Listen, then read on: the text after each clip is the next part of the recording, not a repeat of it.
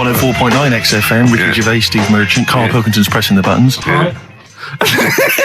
We're playing some great moments from the last 3 weeks. And some great records, Steve, from the last 2 weeks. That's true enough. Yeah. We're not actually here today. What are you up to today, Rick? It's 8 hours earlier, so this is about 2 o'clock probably. Mm-hmm. So it's about 6 o'clock in the morning. I'm still in bed, mate. I'm asleep in my hotel room. Now, where are you? We're in LA. Los Angeles. Yeah. City of Angels. Rick. Yeah. City of Angels. Yeah. And so that's what we do. We're doing stuff like that. That's why we're not here. We're not here next week either. So next week is the best of this week. All right, so here's the first bit. You were going to tell us a little story about Just passed my test. Yeah. My parents had a big Volvo estate, and there's quite a big car to drive. My parents didn't have a car. But I know you don't drive cars, Rick, but it's got a big car to drive if you just passed your test. It's safe though, isn't it? It is very safe, that was the thing. Yeah. And I come from the West Country, obviously. There's quite a lot of windy lanes. No, you're joking, do you? They have cars there. Here he comes. Blimey, Carl. Learned on a tractor, automatic it was. Do you want me to tell it or not? Oh! Don't give up the accent! Oh no, I'm not a word. Oh, go on. Go on. So I went to this party. You never got him being from the north. Not when he's telling an anecdote. He's never told an anecdote. Oh yeah, fair point. Yeah, go on. So I went to a party and I was quite excited because I had the car, the motor, and there was a chick heading down to the party that I was like, I had my eye on. And I thought, now I've got a car and going to the party, it's going to be amazing, right? You glass and eye, various friends had said, like, can we get a lift? I thought, yeah, groovy. Yeah, I'll pick up the chick as well, who was a friend of a friend. Yeah. So cruising down to the party in the motor, the Volvo estate, and there's nothing sexier than that. Slipping a little bit of Billy Joel on the stereo or whatever. Something classic. Exactly. And maybe it was Billy Ocean. I think maybe it was quite a Billy. Maybe it was Get Out of My Dreams, Get Into My Car. Ideally. Yeah. So I get to the party, and inevitably it was one of those house parties where the chick that I had my eye on, she kind of was chatting to other guys, and she wasn't really paying attention to me, and I was sort of... Trying hard to get, was she again? Same old story. Oh, they make me They know how to tease, don't they, the ladies? Who are they kidding? So I'd follow her like a dog, from room to room. Yeah. And watch her Quite literally, sometimes he was barking. Yeah. And while, just watch her while she talked to other blokes. And then, obviously because I was driving, I wasn't drinking, so I was not really enjoying myself. And then somebody said, should we go and pick up Vera? And I thought, right, okay. And they went, Steve's got a car, let's all leap in there, we'll go pick up Vera. And this girl was up for it as well, so I thought, brilliant, I'll be back in the car with her, away from all these lads. Yeah. One guy she had her eye on, he came as well, I was a little bit annoyed. Yeah.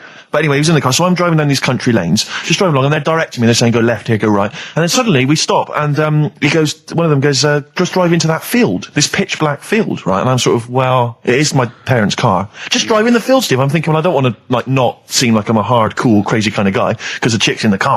So drove the car into the field. They all leapt out, started running off into the darkness, shouting, Vera, Vera, Vera, where are you? So I'm just sort of sat there in the car waiting. Wasn't Vera Lynn, was it? Because she likes to hide in fields. Bizarrely, it wasn't. Right. It was just, I was just left in the car on my own with Billy Ocean. And suddenly, out of the darkness, they come back holding a Vietnamese pot-bellied pig that they had stole from a nearby farm, and they knew that the pig was called Vera because someone knew the farmer or something. Anyway, so they got this pig, so now they're going, I'll put the pig in the back of the car, we'll take it back to the party, it'll be hilarious. I'm thinking, well, I'm not sure I want a pig and all its, piggy crap in the car, right, crammed in there. But they say, yeah, so obviously I'm thinking again, I don't want to look like I'm, a nerd. I'm terrified of that, Rick, ever happened. Yeah. So, So you go, hey, bring the pig into the car. Exactly. I'm no nerd. Exactly. Yeah, go on. So now we drive off again. I got this pig kind of squeaking in the back of the car. And, they say, stop again. Let's do some cow tipping. And they do that old thing, about the fact because cows sleep standing up, don't they? So you can push a cow over and stuff. Yeah. So they're having a wild time, hilarious. So this time, now we get to a sort of dead end in the road. And, they say, well, turn around, let's go back to the party. And I'm thinking, fine. Try and do a 3-point turn in this very narrow country lane, right? Get the Volvo estate wedged horizontally across the road. Can't get it out, just can't seem to sort it out. I don't know what, I'm panicking because there's a pig in the car, right? And, local disgruntled farmers, right? People drunk, partying, probably off their head on some kind of weed. Rick. Was it loads of blokes with pitchforks and flaming torches exactly. going, burn him. He's playing with our pig. Exactly that. And so that, I was so terrified that all I could think was they're going to have to send a helicopter to lower a magnet onto the top of the car to lift the car up and put it the right way around. You used to read a lot of comics, didn't you? Yeah. So, do you know what I started doing? What? Crying. Did you really? Yeah. Why? So started crying, just very slightly, started getting upset. and the other guy that the girl fancied, he had to get into the driving seat and sort it out for me by slowly edging forward and that's backwards. the worst bit of the whole story. Yeah, edging slowly back and forwards. He just sorted it out, just slowly worked the car back round, and then we were off. You were just gently weeping. Just gently weeping in the back. The bloke had just taken the bird that you saw from a distance. Exactly. That was basically your wife in your head by then. Oh, yeah. Was it? I can't We were believe it. happily married with a pig for a child. Don't joke, that could happen. I know. The pigs come, if you like. Sorry? What did you say? What did you say? What did you say? When you do what, Carl? What? What did you say? No, what did you say? Because I don't want to have to go to the radio authority again. What did you say then? just remember. We are going out live, Carl. Yeah, remember Tom Binns, right? What did you say? What I'm saying is, why were they shouting Vera? Because pigs don't come to the name, do they? Hey? I don't know the ins and outs of pig, of how to lure a pig into your trap. Can I just tell you some very, very interesting things about pigs? Please do. Right. One, everyone knows they have a corkscrew-shaped penis, right? A corkscrew-shaped penis. That's the tail, isn't it? Two, they can't look up. They can't put their head back and look up, right? Three, they can have a 30-minute orgasm. Rick, is it only pigs that have got a corkscrew-shaped penis? No, and landlords. Okay. Very handy. Right. Here's one for you. Go on. Like insect facts and stuff. Go on. If a man was a flea... You could jump over St Paul's Cathedral. No. What? Wrong. It's gone up now. It's... the big wheel. The big wheel. It's the Millennium Wheel. Now. It's gone up now. Play a record. You're the best. Right. Here's the last clues of the year. You had... there's a load of letters there asking for advice. Put them on Claire's desk. That was F. That was for foreigner. Foreigner. I don't know what you mean. Claire Rayner, she took advice, she gave people advice, so that's a foreigner. That is shit. Right. I'm sorry, that might be Christmas, that is absolute A start. lot of people got the right answer. I know, that annoys me even more. The second one, ask your man. Foreigner. Yeah. Foreigner. Second one, ask your mam if you should. That was S. That was Shalimar. Shalimar. Right? No, bizarrely, what was the clue there? Ask your mam if you should. No, we got a lot of people saying Smashing Pumpkins as the answer to that. But I don't know who's saying that to their mum. Smashing Pumpkins. Merry Christmas, Mum. Smashing Thanks Pumpkins. very much. Nice bollocks. Yeah, exactly. Oh, that's great. That's great. Right. Smashing Pumpkins. Your dad bought them for me for Christmas. Yeah. And the last one, Lovely plums. What, my Victorias? Oh, God. right, we've got to wrap it up. Come on, then. A couple of people were arguing in the supermarket at the fruit and veg counter. That was B, that was banana drama. They were like having an argument. What do you mean banana drama? What, no, wait. What group is banana drama? What group is banana drama? So, You're a fool. You're a twat. When you say that, but you accuse Carl of that, you're also accusing lots of the listeners, including the winner, Nicola Rogers, of London, and she wins those great prizes, and she got them bang on, so... Banana drama. so can we finish there now? Yeah. Yeah, What do you mean? What do you mean? Can we finish there now? Just play the ads and go. What? No, what are you talking about? We're going to play Jodie Johnson all day. Play that then. Goodness me, Carl, look at you. We haven't got time. Merry Christmas, Carl. Merry Yeah, Christmas. Christmas. Carl. Enjoy the show. Let's give him a little kiss. Oh, a little kiss. Oh, no, with tongues, it's Christmas. Stop messing about. Get up! Right, anyway, Rockbusters. Yeah, go on then. I give a cryptic clue Yeah. and a letter, and it makes up a band. He Right? never said the word cryptic a few months ago. I love it. Do you know what I mean? I feel it's like our own little Eliza Doolittle. Yes. Right, even Richard will like this one. Here we go then. First one. There's three of them, Go on. and you email in. If this doesn't turn Dickie round, nothing will. This is an email-only competition. Email only. Right, here's the first one. Initial is B, so it's B. a band starting with B. Okay. And the cryptic clue is, I don't like them birds. They shouldn't be allowed in this area. I don't like them birds. They shouldn't be allowed in this area. Next one. Right, the next one. He doesn't like women. Yeah, he's got a couple of kids. That's a bit weird. Is that a cryptic clue, or is that just a thought? just a general point? Is that yeah? That's the cryptic clue. Okay. And the initials there are PD. Okay. And the last one. I've got that one. That's terrible. That's terrible. Okay, quickly. Oh God! And the last one is That bloke who does... Come on! He's making me laugh. Come on, Carl, be professional. Right, the last one. Right. I can't do it, it's making me laugh. Oh, come on, I'll come and read them then. No, hang on, Come on, Carl. Right, here we go. They don't do this on Blockbusters on TV, do they? No, come on. That bloke who does sport on telly, he's got a little kid, right? Initials DC. What? Is that I'm the completely clue? confused by that. Was that the clue? Yeah, that bloke who does sport on telly, Yeah. he's got a little kid. Initials DC. Okay, is that a band? Or an artist? It's well, I'm not going to tell you. Cheese. This is a well-known sandwich. Is it? What is it? Is it a band or an Right, artist? so just quickly recap. That's, Okay. it's a Come B. on, Carl. Right, Come on. Quick recap. The first one is B. I don't think them birds should be around in this area. Right, that's B. Right. Second one, he doesn't like women, yet he's got a few kids. It's a bit weird. That's PD. And the final one, that bloke who does sport on the telly, he's got a little kid. Right. DC. All right, and it's ricky.gervais@xfm.co.uk if you want to enter for Hellraiser. Oh, I'll tell you what, continue to do a little theme of like some old stuff people haven't heard of. If you're under 30, you probably never heard of this band. It's also a new thing I want to introduce. It's Show Up Camfield. Camfield talks the talk, he doesn't walk the walk, he doesn't play some rock classics on his show because he's scared. I'm going to play the tracks that Camfield's too scared to play. This is Kansas and Carry On Your Wayward Son, alright? Placebo. Bitter End on XFM 104.9. This is pre-recorded. We recorded this a couple of weeks ago, before Christmas. I hope you had a great Christmas. If you didn't, not our fault, really, is it? Nothing to do with us. Wouldn't have thought we'd have. We're of time because we've got plenty of cash now, thanks to a lot of you who probably bought the Office DVD. Yeah. Probably got But that if you in stock haven't yet, and you've maybe got vouchers or money, still available. Still there in the shops. Still available. You can still make it the best-selling DVD of all time. Please. Please do. Yeah. Please do. I'll tell you what you want to hear there before you make your mind up. I'll tell you what, if you like this next clip, go and buy the Office DVD. I think you will. It's a brilliant clip. It's the one where we talk about, well, it is self-explanatory. Yeah.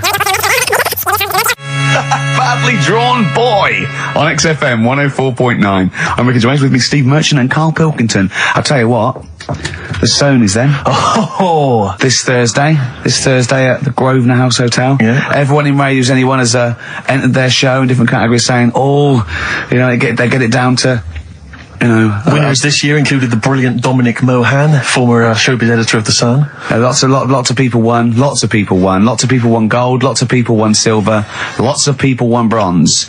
We didn't get a sausage. Nothing. This show was deemed not worthy of anything. I mean, not a look in. The panel looked at it and said, well, no, definitely not radio. Didn't get a vote. See, that annoys me on so many levels. Let me tell you one, right? I've never complained about losing an award, okay, ever. Yeah, mainly in TV. I know we've won a lot, but we've been beaten by Peter Kay. Good luck to him. He's brilliant. Beaten by Phoenix Nights, the sitcom. A lot of people like that more than the Oscars, vice versa, right? No qualms.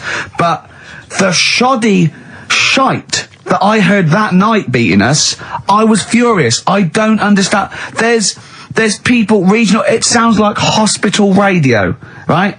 I shouldn't even be on XFM. I thought, it's beneath me. Yeah. And I thought, well, I'll give them a hand, right? Let's show them.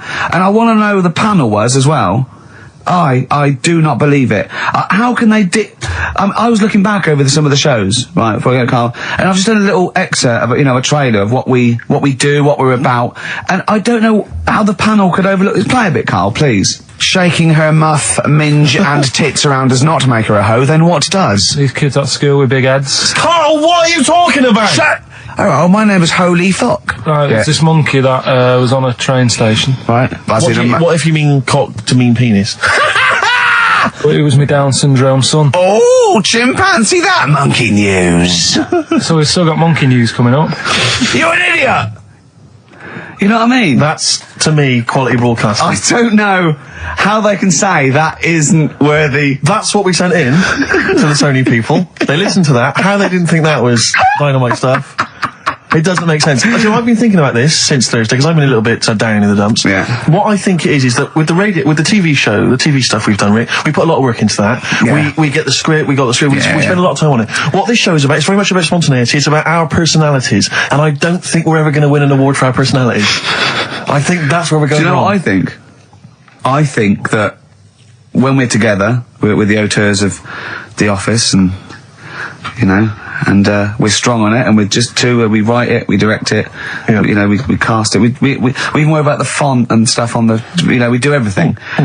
There's a weak link in our midst, I think. On the radio show? Yeah. Right, well, I'm just trying to think what the common factor is, because on the award-winning TV show, Spliss You and I... Yeah, I don't know. Well, I'll tell you what, can we play a record and let me think about this, because there must be something... There's got to be a factor. ...that isn't in The Office that's in this, that means that The Office is award-winning, and this is a pile of shite. It's interesting. I mean, I don't think our number one fan, Dickie Anderson, Richard Anders, was on the panel, although he here has emailed in. He's got a couple of thoughts as to maybe why we... What is Dickers doing, man? Dickers says, commiserations on not winning a Sony. I can't believe you didn't win, naturally. I mean, apart from your show's obvious lack of quality and effort, having a monkey for a producer, offering the biggest load of tat as competition prizes, saying hairy Chinese kid 48 times every show, Rockbusters, not bothering to turn up for weeks on end, only having 3 listeners, introducing the comedy characters Camp David, Harry Fook, which I think he spelt wrong there, Stephen Merchant. I'm not a character. Apart from insulting every race, religion, and sexual orientation, bickering like schoolgirls. We haven't done everyone yet. We have not insulted everyone yet. There's loads to go. Despite the fact you generally bring misery into the lives of anyone who listens, I thought you were surefire winners. Better luck next year. Well, I mean, a couple of constructive, criticisms there, but generally, I still can't nail it. Was he on the panel? Well, I don't think so. Well, he's a fan, so... Yeah. Well, no, he's clearly a fan. I mean, he obviously loves the show. He has hit the nail on the head. Oh. Which... Yeah. But, what should we do? Should we give up, or should we try harder? That's always my dilemma in life. Sure, yeah. I mean, I've always gone for the first one. Give up? Yeah, why bother? Yeah. If they can't see, just give us the award. Yeah. And then worry about it later, and we won't let them down. Yeah. Now they've got blood on their hands. We're gonna. Yeah. What should we do? To give a couple of months' notice? I think so. Okay. Well, there you go. I mean, seriously. I mean, I think. I'm being serious. I'm not being wacky now. We haven't told Andrew, but I think we've won our course with this show. Yeah. So let's. Okay, we'll give it a month, and it's because the Sonys didn't give us anything. Play a record. Yeah. There you go. You got to do a bit longer than that. No, we haven't. Got to give a month's notice. No, you got to work till about September if you're gonna. No, we haven't. No, we give a month's notice. Whatever they give the money back, something. Well, you give your money back. Yeah, I know. What are you going to spend your 80 quid on? True. A quick query for you. This is from Jay. He's got a problem here. He says, my parents won't let me ditch my studies. He's currently reading modern languages at London University. Sure. He wants to follow his dream, but his parents won't let him, of being a dancer. Carl. Worse than that, he says that they're trying to arrange a marriage to a bunch of minging daughters of people they know from good families. He doesn't know what to do, so he's got the arranged marriage coming along, and he's also got, he basically wants to be a dancer.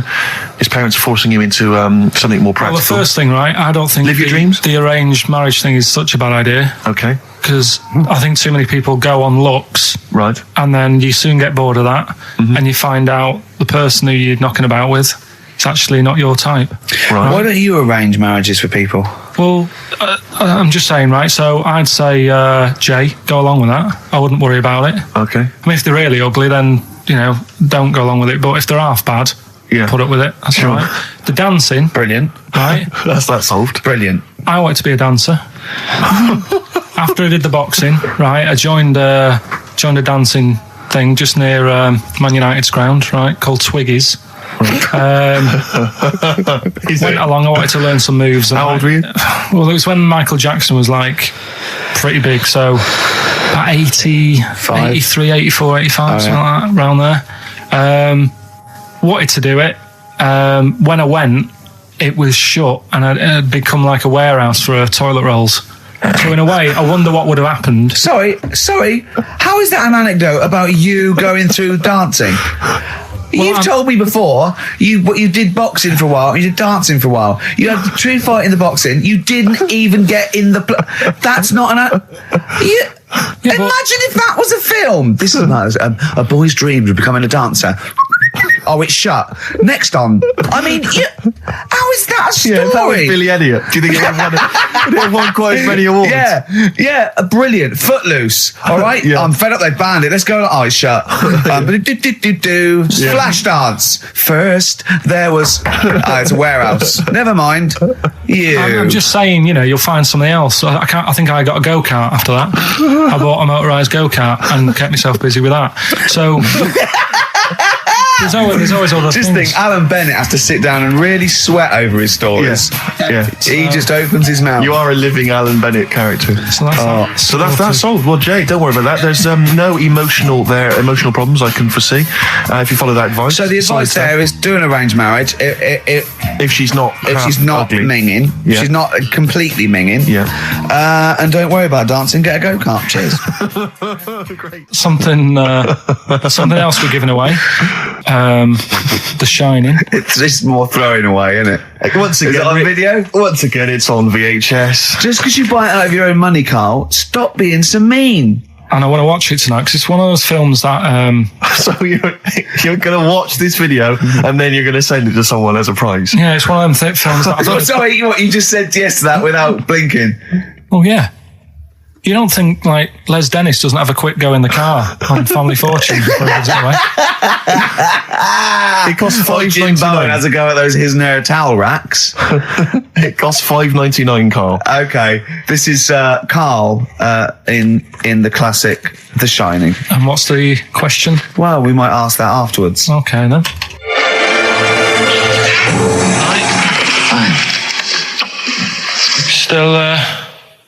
Still trying to write the book then? Yeah? Yes. Good. Funny, someone told me the other day, weird thing about a typewriter, the top row of letters, the longest word you can write is typewriter. I'll just show you.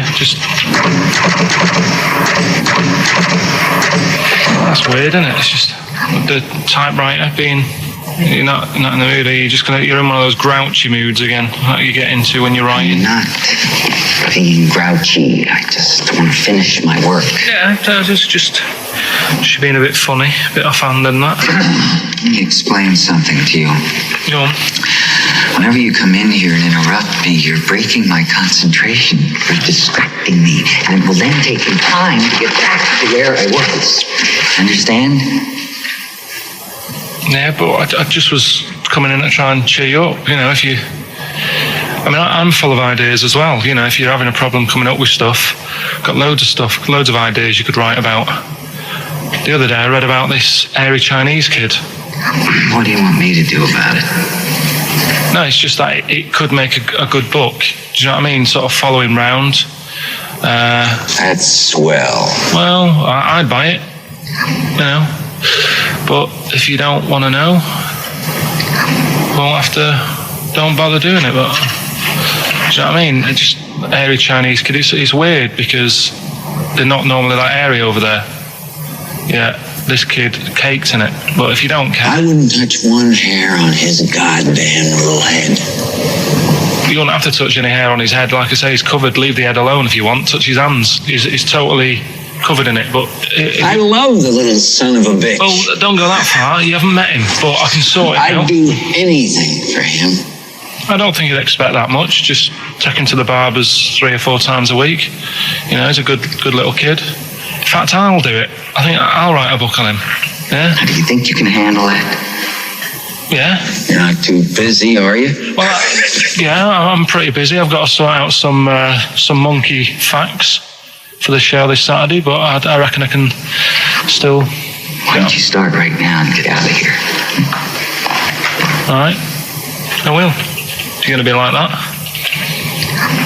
Couldn't borrow a pen, could I? See you later.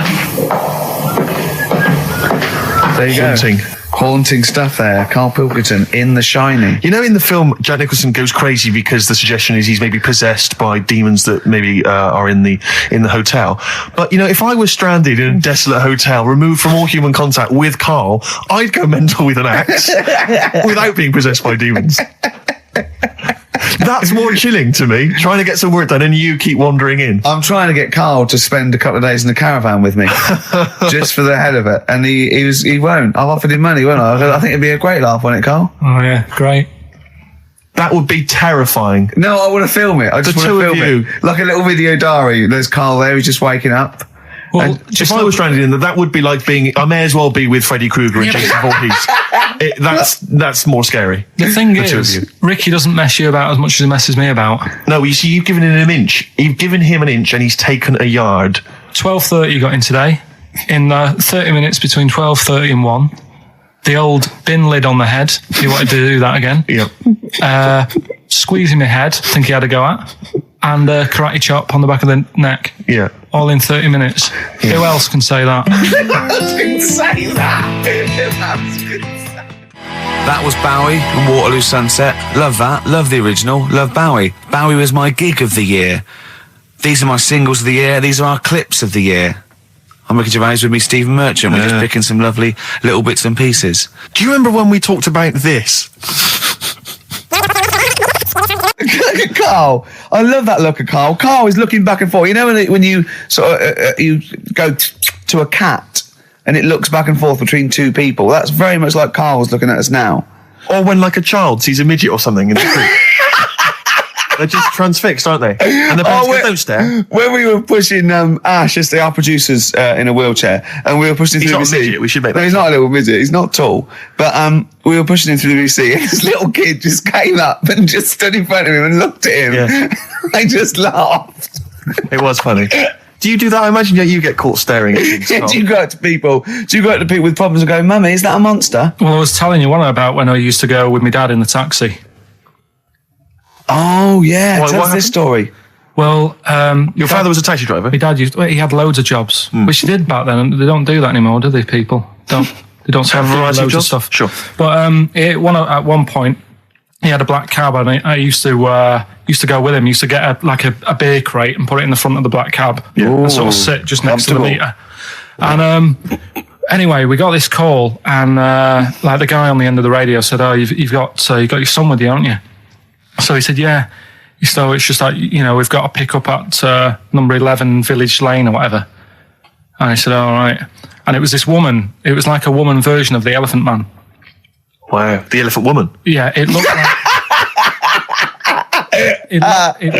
it was really strange because I was in the front of the cab, and when you're a kid, if something looks odd, you're a bit scared of it, aren't you? Yeah. And my dad was like, "Look, be all right." And we're driving towards her. Look, don't worry, son. I've got loads of buns. And just to I'll just throw one down the street if it lets you run after it. You're being mean, right? I am a little bit. How old were you? 18? No, I was about 12 or something like that. 11, 12. And as we got closer to her, it looked like she was holding like a bag of spuds on her shoulder for a snack. Right. And her head was all a bit mangled and messy and that. And my dad said, whatever you do, don't stare at her face. Yeah. And she got in the back. Because you turned into stone. Well, she got in the back, and I had like the mirror, the driver's mirror thing, and sort of having a look, trying to work out. And he said, don't stare at her face. I couldn't work out where her face was. It was that weird. Oh, God. So I'm not sure you're from Manchester. I think you're from like Narnia or something. Yeah, you got frog boys walking around. The Lord of the Rings. That got like the claws of a lobster and the head of a toad. Yeah. And you got women getting in with spuds for heads.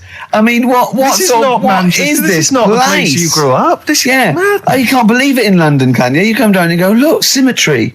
It must be amazing. It must be a thing to do with upbringing now, mustn't it? And because, again, do you know, I've said to you before, years ago, when I was a kid and didn't have any worries, good-looking lad, you go through it a bit, have a few more worries, and you look knackered. Now, back there's a lot more worries and stuff, so you get a lot more freaks.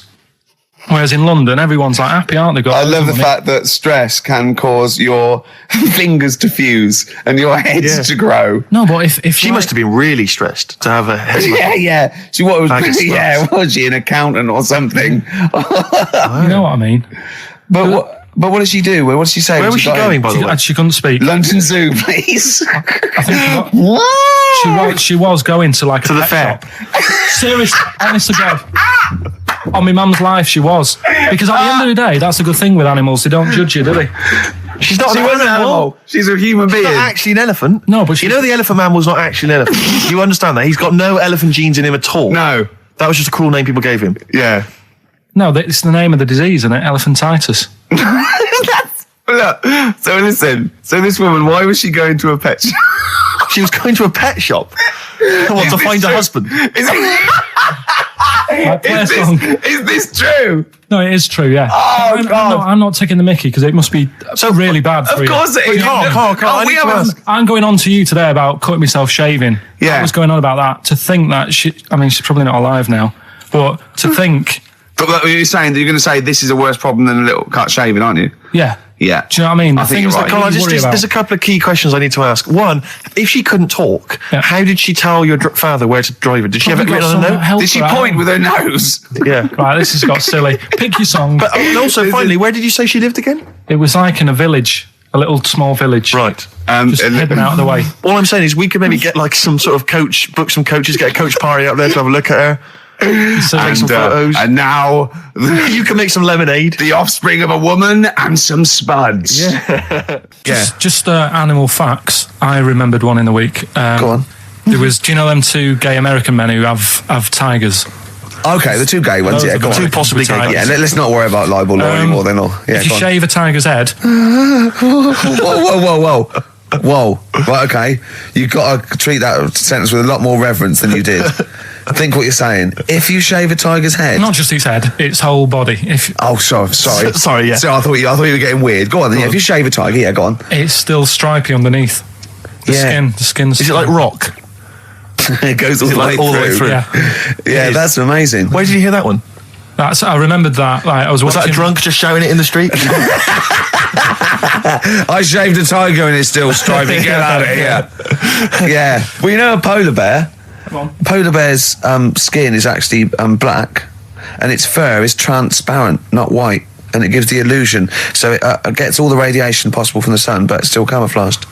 I didn't understand that, Rick. Sorry, you lost me. If its skin's black, a polar bear's skin is black, and its fur is translucent, and its fur is translucent. So why is it white when we? Well, it's just because the light hits it and the sun reflects on it. Yeah, and it makes it look white. Yeah, so if you look at each individual hair, it's actually translucent. So at night it would be black.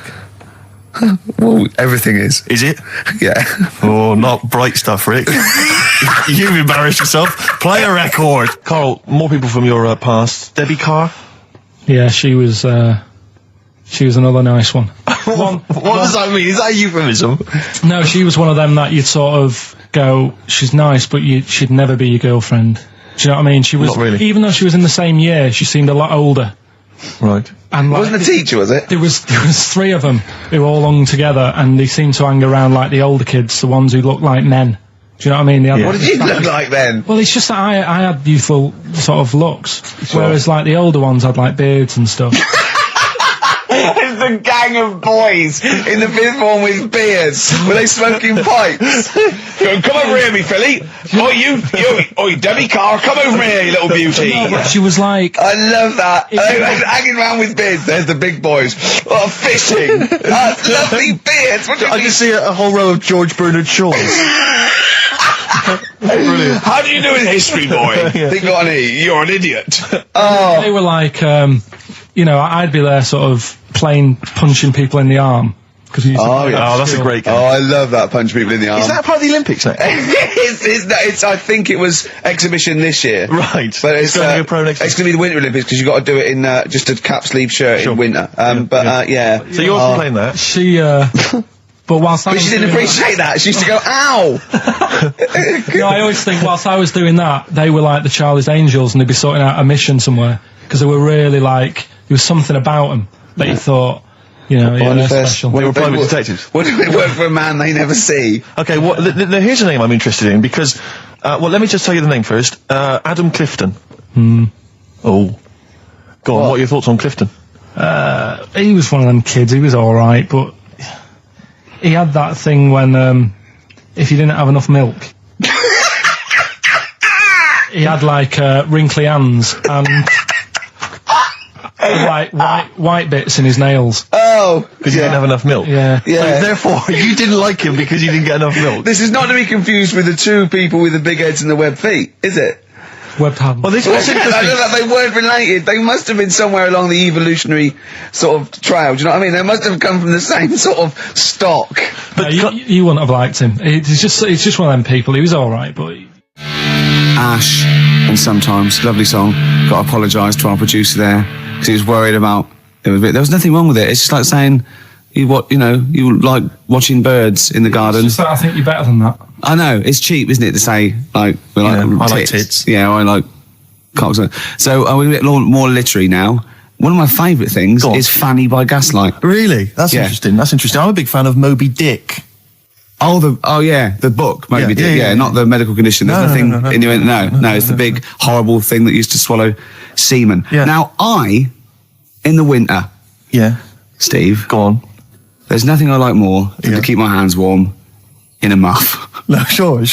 You mean those kind of furry things that sort of classy-looking ladies... Yeah, posh ladies often put their hands... You know when you have a nice, like, a party and they're leaving... Party, a winter party. And you might take the wrong hat or something. There's nothing I like more than to see two posh women with their hands in each other's muffs. Oh, that's always And they're going, oh, this must be yours. Yeah, that is always funny. Yeah. That's always funny. Yeah. But... Seriously, no, I'll stop this. You're right. I've got a degree. I just remembered that my favourite Beatles song is "Come Together." Yeah. Now we're going to stop this now, Carl, because it's childish. You're right. I've got a philosophy degree, for Christ's sake, and it's about time. Who's your favourite philosopher? Do you mind me asking? Well, I would tell you, except when I have a talk about it, I go into a Cockney accent. Really? So it can be like my favourite philosopher. I like a bit of Kant. Right. Is that Immanuel Kant, the philosopher? Yeah. That's strange. Yeah. That's strange. What's his name again? Kant. Oh, yeah.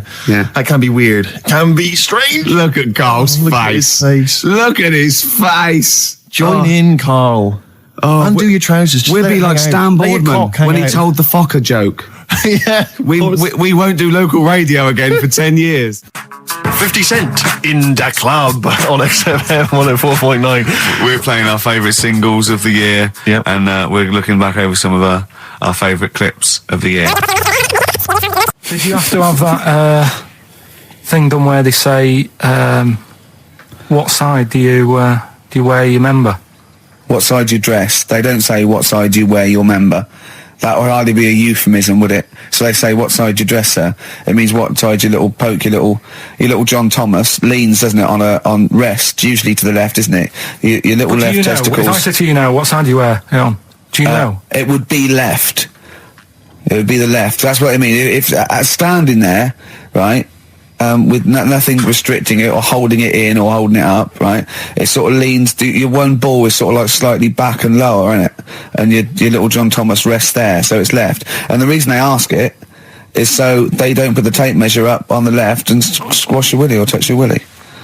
So it's nothing to do with like, well, you'll need a bit more room of sort of more material on that side, or... Well, no, I don't think they compensate. It's just when they when they stick that up into your groin, they don't want to come in contact with your. The thing is, I don't know what side I wear stuff on.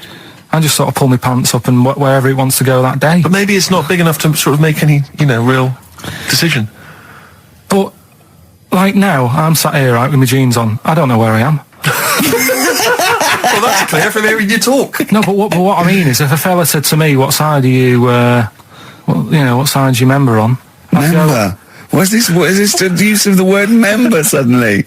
I'd go. Well, it's not. It's usually not appropriate. And also, I imagine in the old days they had big baggy pants that used to sort of like hang down. And now, like with those stretchy boxers and briefs, it's sort of held up in a nice neat little parcel, isn't it? So it's probably not appropriate. It doesn't come in contact with your little snake.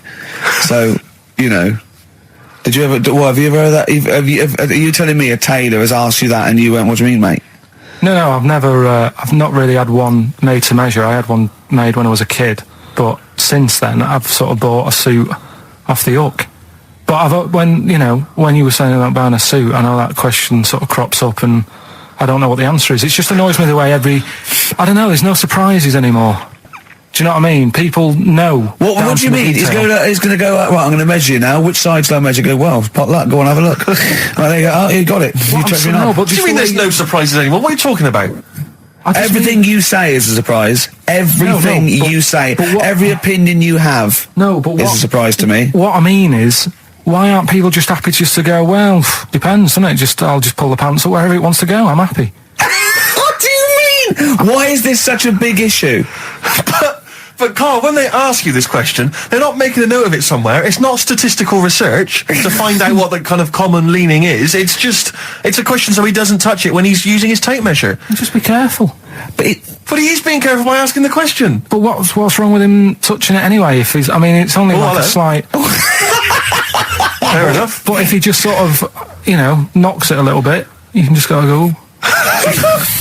Do that again? To me, it's the same as the prostate thing. It's just happening all over again. But the doctor doesn't go, what side's your arse on, sir? Trying to avoid the arse. He wants to go, he knows where your arse is and he's aiming for it and he wants to get it up there. He's aiming for it for a good cause. This little fella's going, well, I've got to measure his leg. I don't want to touch the knob. I'll just ask him, sir, do you mind telling me where your cock is so I can avoid it? It's a big difference. But like I'm saying to you, I'd have to have a look first to let him know. I don't know where it is now. I don't know. It could be the left, could be the right. Are you telling me you don't know where your knob is without now? looking? Well, what do you mean without looking? How could... Well, you're saying it as if like... Should we have a guess? Well, have a look and tell us where it is. What are you wearing? What sort of pants are you wearing? I've got my jeans on. But you got pants on underneath them? Yeah. What are they? Briefs or boxer shorts? Boxer shorts. Boxer shorts. Well, it's probably free, but the jeans are probably restricting it. I think it's probably either in the middle, dressed in, or just slightly to the left. Have a look. We'll tell the listeners after the break where's Carl's knob. It's a good competition. Oh, brilliant! We've got to send this to the Sony Awards people. Well, big question. Where was Carl's knob? That's what people have been hanging on for. Yeah. Where was it? Well, I can't believe people have been texting in. Hey, well, guessing where it is. People saying, is it in the middle? Is it in the left? It cost them 10p. It cost them 10p to find out. Just wait, I'm going to give out the answer. You don't win anything, right? Like, strike it lucky. Right? Bottom or middle? Right. It was to the left. Oh! Yeah. I went with the right. That's annoying. See, I thought it would be to the left. If not, maybe if it was all scrunched up, sitting on your lap right, it might just pop up to the middle. Just pop out, like, Well, next week we'll be finding out where yours is. Where's Ricky's bollocks? So we're looking into animals that we get rid of. I've spoken to someone about snails. I've spoken to someone about jellyfish and that. And looking at cockroaches today. She's an expert. She's just not just some random person. No, she works in a museum, a good museum. I said I'd give it a plug. It's the one near Knightsbridge. It's got dinosaurs and that in it. It's worth seeing. Natural History Museum. Yeah. So, It's not sure. He's not sure. This is what happened.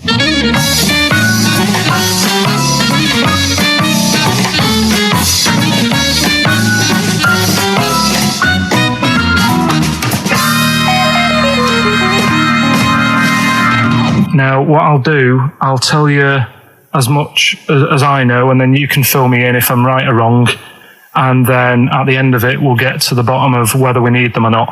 Okay. All right. So, first of all, the first thing that I found out is that they have 18 knees. That's not exactly possible. They're insects, so they have 6 legs. Yeah. And a knee is usually the junction between femur and tibia. That's sort of classic human knees and every other animal knee. So with 6 legs, you can only have 6 knees. Could somebody sort of got mistaken for seeing one that was a bit double jointed? I think you're grasping at straws or something. All right. Well, we might have to come back to that one then. Okay. They can hold the breath for 40 minutes. Well, they don't do that because they don't breathe in the same way as us. They breathe through little spiracles, holes down the side of the body. So, no, they're not a very apt simile because the method of breathing is so different. What do you mean? Because insects have a totally different system. They don't have lungs in the way that we do and just breathing through one part of the body. They're actually breathing through every segment of the body all of the time. So even though they've got their mouth shut, they might be able to slide. Nothing to do with breathing. So only just feeding. So you see, maybe that's where someone's gone wrong. Someone's got hold of one and sort of taped its mouth up or something and got bored after 40 minutes and said, well, we'll call it right. It's a pretty unkind thing to do to an insect, even to a cockroach. Yeah, but it's all... You can't do that. Yeah, but... No. Pretty unkind thing to do to anything, even a cockroach. something else I found out. Yeah. They can live for a week without an head. Well, that's true if they don't bleed to death in the process. But the weird thing is, when I told you that they had 18 knees, you seemed a bit sort of like, don't talk ridiculous. But then we're talking about an animal that can live without an head. So there's a little bit of truth in that one, yeah? Yes. Why, when it was invented, has it got that facility? Say if someone said to humans, we could do that with humans, and, you know, if you lose your head in some accident, it gives you a bit of time to sort of go back to your family and maybe write them a note. You won't be able to have a chat, but write them a note saying, it was my own fault, and it was nice knowing you. Well, that would be a useful facility, I agree, but cockroaches are great survivors. I mean, they've been around for over 300 million years. They're one of the most primitive insects. All right. Well, I've also, is it true that they do a lot of resting? Apparently they can sort of rest for 75% of the time. Rest? Yeah, they just sit about doing nothing. It's probably true of a vast proportion of the world's fauna. I mean, maybe the 25% that they are working, they're really giving it some, so it might make up. They're probably searching out food, and they can slow down considerably. You can chill insects in the fridge, and they'll become very, very quiet. You might think they're dead. Yeah, but I'm sure, you know, if we were sat in a fridge, you know, we'd go a bit quiet, wouldn't we? You know. Well, you might not know much about it, of course. Yeah, but not quite reading the right sources. Well, I've been using the internet. I'm sure there are many useful sources that you could find there, but some of those seem to have been a little misleading to you. So you don't agree with a lot of what I've told you there? No. So cockroaches, can we get rid of them? No. So we're keeping them then? I would say so, yeah.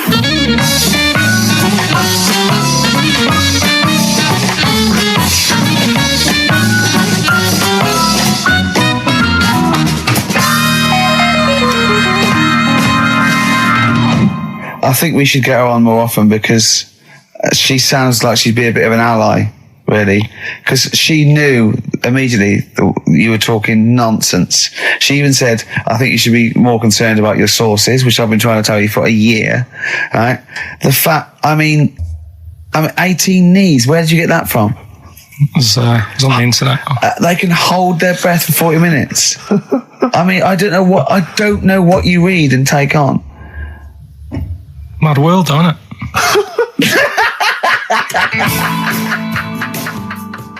And there was also a fella in the week who said that women shouldn't be wearing trousers. Why? Because they don't look good in them. What do you think? What do you think about that? It's rubbish. Yeah.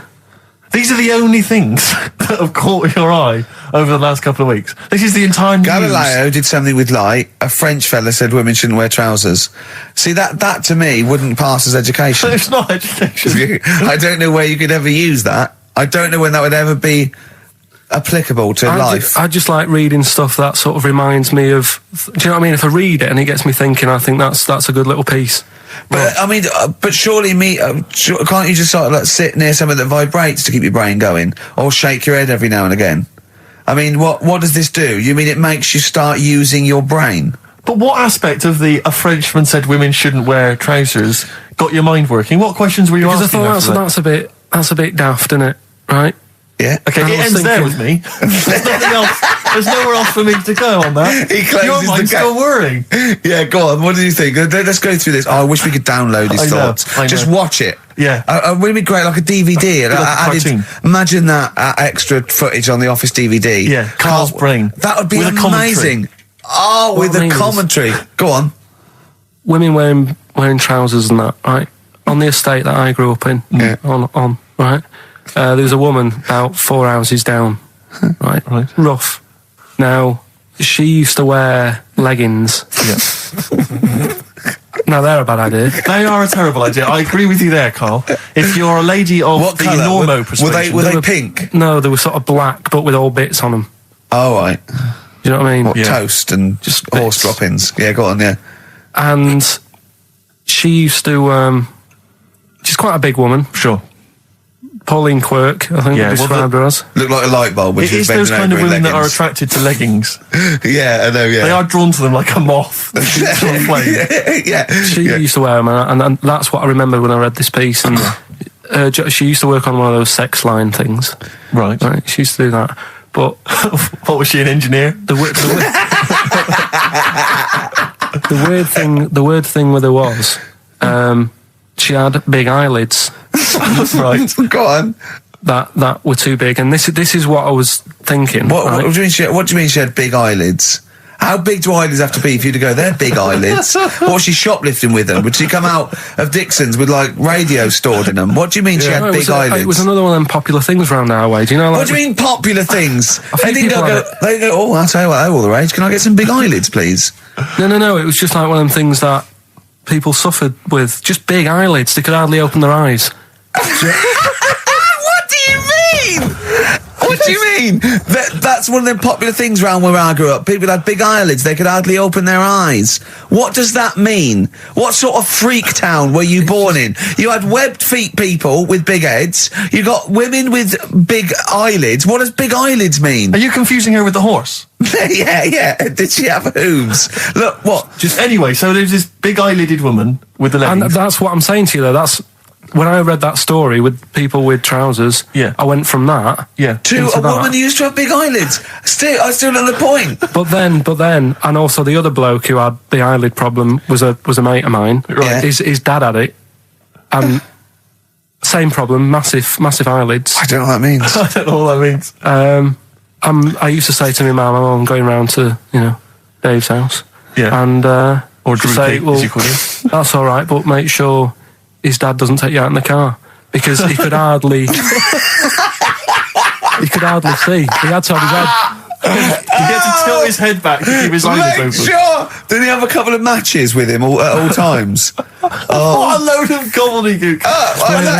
This began as educating Ricky. I know, So it's what, like he was people thinking, with eyelids. But it's like you're supposed to make that leap as well. Yeah. If I mentioned the trousers, Ricky will probably be thinking about people with big eyelids and women wearing leggings. Play a record, Carl. Placebo, The Bitter End. That's the first single to be lifted from their forthcoming album, Sleeping with Ghosts, which you can hear in full on the XFM online listening posts. I'm Ricky, you cheeky little devil, Gervais. With me, Steve. All right, ladies, what can I get you to drink? What, you think I'm made of money? I meant half a mile or something, merchant. And Karl, I'm stressed. If it's too hard, I don't want to do it. Pilkington. Indeed.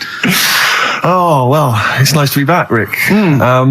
Rick, I heard a rumour that you weren't going to be playing great music today. I'm assuming that's wrong. It is wrong. This is what I mean about the grapevine and just Chinese whispers. I'm not having it. There's some great music coming up. Right. I also heard that there was going to be some boring chat. Sorry, it's well, I want names. I mean, I don't want to name names, Rick, but that's the gossip I heard. It's totally wrong. I heard it was going to be inane, ill thought out, often stupid. No, Carl's not going to talk so much this week. We're going to try and sort of bring it back to real radio. So that's an absolute lie. Yeah. Great. Good. All right, Carl, had a good week. Yeah, not bad. Have you? Going on holiday now, aren't you? Well, I will be doing later. Tell you about that later on. What? There's a hook. Can I just check? Because there are rules in place, aren't there? Yeah. There was a big bust up in the week. I'm only allowed to wind him up. I'm not allowed to wind him up socially now. I'm not allowed to. What am I not allowed to do socially? I think squeezing the head. Okay. Socially, yeah, it's been crossed off. Right, okay, and I agreed to that because it got to a head where Carl was really upset and he was thinking of just giving it all in, weren't you? Yeah. Why was that? Because you were just winding me up too much. Yeah. I mean, do you want to bring it all up again? I don't mind. What was I doing? It was just. I mean, I should say now that there was a conversation where we were all sort of really walking on eggshells. It was frosty. It was a conference call, and Carl was on one end. And I'll tell you, I was very much a media. I was very much a UN mediator. What is it that? It was difficult to sort of keep it serious when I'm saying stuff like, "I'm sick of you putting a Burger King bag on my head." Do you know what I mean? Yeah. There's a part of me that's like, I can't believe we're doing this. What I like about it is that I'm laughing and going, well, I won't do that anymore. And he's going, you can still do it on air. And like today, I came in, I went to squeeze Eddie, went at 1 o'clock. I love those rules. Yeah. I love those rules. Well, between the hours of 1 and 3 on a Saturday, you can squeeze his head, you can put a Burger King But I back on can't his... wait. It's terrible. Oh, Well, dear. that all started last week as well, really, because I got in a bit earlier to do an edit for you on some track that had swearing in it, right? So I get in early, he comes in, first thing he does is go to sort of squeeze me head. And my reaction was, not now, do it later. As if it's all right to do it later. So that's kind of what made me think this isn't normal. We should just point out, when we say squeezing your head, what exactly does that mean? I put my hand on the front. I do 2 experiments, right? Yeah. One is the side, because you can crush an egg sideways, so I think that's more dangerous. Right. And I actually put my elbows out, and I press like a vice, and I really go for it until it really hurts. And the front one it shouldn't hurt so much, if my experiment's right. I don't know. Well, it was all this that sort of, built up. Sure. And the research that you're doing there, Rick, is that going to be available online at some point? Well, that was the problem. That's what I was saying to him, because it kind of started last week. Well, it's been going on since we've known you. hasn't it, really? Yeah, but I just upped it last week. It got out of hand a bit. I upped it to when I think it got to ahead on Thursday when I filmed it. That was it, yeah. That's right. I brought in a cameraman to film me torturing him, and there was some people from the 6th floor being shown round. Yeah, some management and that, showing probably clients round. Sort of. They've probably been on all the different floors, saying what all the different radio I've seen stations Dr. do. Fox. This is XFM, the sort of this sort of noise going on. Yeah. You see them all look down and saying, "Don't do that," right? Sure. They might want to spend a load of money. Yeah. And he's doing that. He's wrestling with me. He's filming it. So that's when I just thought, Mad, isn't it? And then when we were having the argument on the phone, I was saying, has this been some sort of experiment? Yeah. He did. He said that, and of course I lost it. Yeah. But it's all good now. Do you want to squeeze his head before we play the next one? I won't at the moment, because we've got to get on. It's not right, and that annoyed me as well. Because I was trying to find out where he was going. I was filming him. I was going on waiting for Carl. Told Johnny he's meeting a mate at 6, which annoys me on 2 counts. And I'm just doing it to the camera. So I'm gonna follow him and just turn up and go, all right, where you been? But then when I came in, he went, I'm meeting a mate, and he told me where it was. So I told him that spoils my fun. Of course. Because you'd want to just track him down. I don't want him to like it. Yeah. Which is sort of pulled the rug under my carpet now that he's going to let me do. Do you know what I mean? It's just, it's a little bit annoying. It's that thing though, you see. This happened years ago to me, right? When, you get pally with someone and then you wind each other up and then there comes a time when you just go over the line. Yeah. Right? What happened? Well, it was this lad called Anthony, right? Who was my mate. Yeah. And we used to sort of always have a little fight in the toilet and that. Sure. Right? Punch each other. No, I want to wipe it. And the punches, used to get harder. Yeah. And stuff. And then, so he hit me harder. Turned out into a proper fight. Yeah. I chipped his tooth on the sink. Right? Right. This happened at school, and it was time for assembly, and I thought, and he's in the toilet crying. I thought, go to assembly. There's police in there in the assembly that day telling people about unnecessary violence. And you thought they were there for you? So I'm like, oh no, Anthony's going to come in a minute, like crying with all blood coming from his mouth. I'm going to get arrested. Yeah. Did you go running and sleep? And that was an example of. Yeah. I mean, it kind of happened because I went out with a girl who he fancied. How old are we now? About 8 or 9. I think that's out of order, going out with a mate's girl. Yeah, but she didn't like him. He had like big ears and that. He had no chance. You're so why such a should dick. No, but do you know what I mean? All right, I haven't got the looks like I used to. Sure, when you were 8. But that's before the stress of, having head squoes and that sort of thing. I have aged a lot since. Having your head squeezed. I love your own grammar. That's the past tense, is it? Squeeze or to have squeezed. Oh, he did squoze his head. Yeah. Oh, brilliant. So, what about a bit of Bowie? Let's, be my wife. Carl, I'm asking you. I think we can squeeze that in. Be my wife, Carl. Come on. Will you miss me on holiday? No. Really? No. What? He's joking, I assume, Steve. Well, I don't know. Can you tell? I can't tell whether he's serious or not. What do you mean, no? No, definitely not. I mean, I might, when I get back, I'll go, just have a quick chat, but I'm not going to be sat there going, I wish I was back in London for Ricky to, squoze my head. We've sorted the head problem out. Yeah. No, still won't. No? Okay, well, that's still what I'm saying. I was with Carl in the week. I think it was Tuesday or Wednesday. And was it last week? There was a programme on about the child who was older than her mum.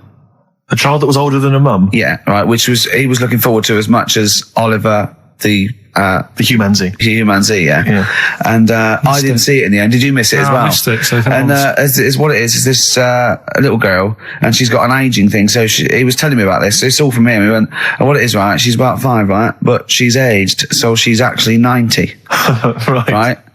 And I went, oh God, really? He went, yeah. And then he went, could she get served in an off licence?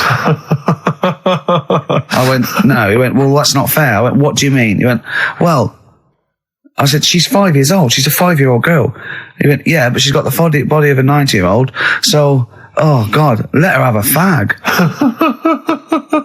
Wouldn't you let her have one if she... If she asked? Yeah. If you worked in an off licence and she wandered in, right, and... So she's 2'6". Well, I don't know because I haven't seen it. I don't know that much about it. Yeah, she's a 5-year-old. She's 2'6". It's just an ageing process, which is a degeneration of the cells, like what ageing is. It doesn't mean she grew into a 90-year-old woman with a scarf No, exactly. going around the streets. What did you imagine it looked like? I don't know. I mean, she's ageing fast, yeah? Yes, but it's more to do. It's not. Yes, yeah. Because it was saying that her mum and dad are pretty stressed out about it, and I kind of thought, well, you'd be forever buying birthday presents. It's not like she's morphing through various ages. Like, my God, look, she's 58 today. 59, we can't keep up. Well, how's it It's work? not that. It's not like she's got...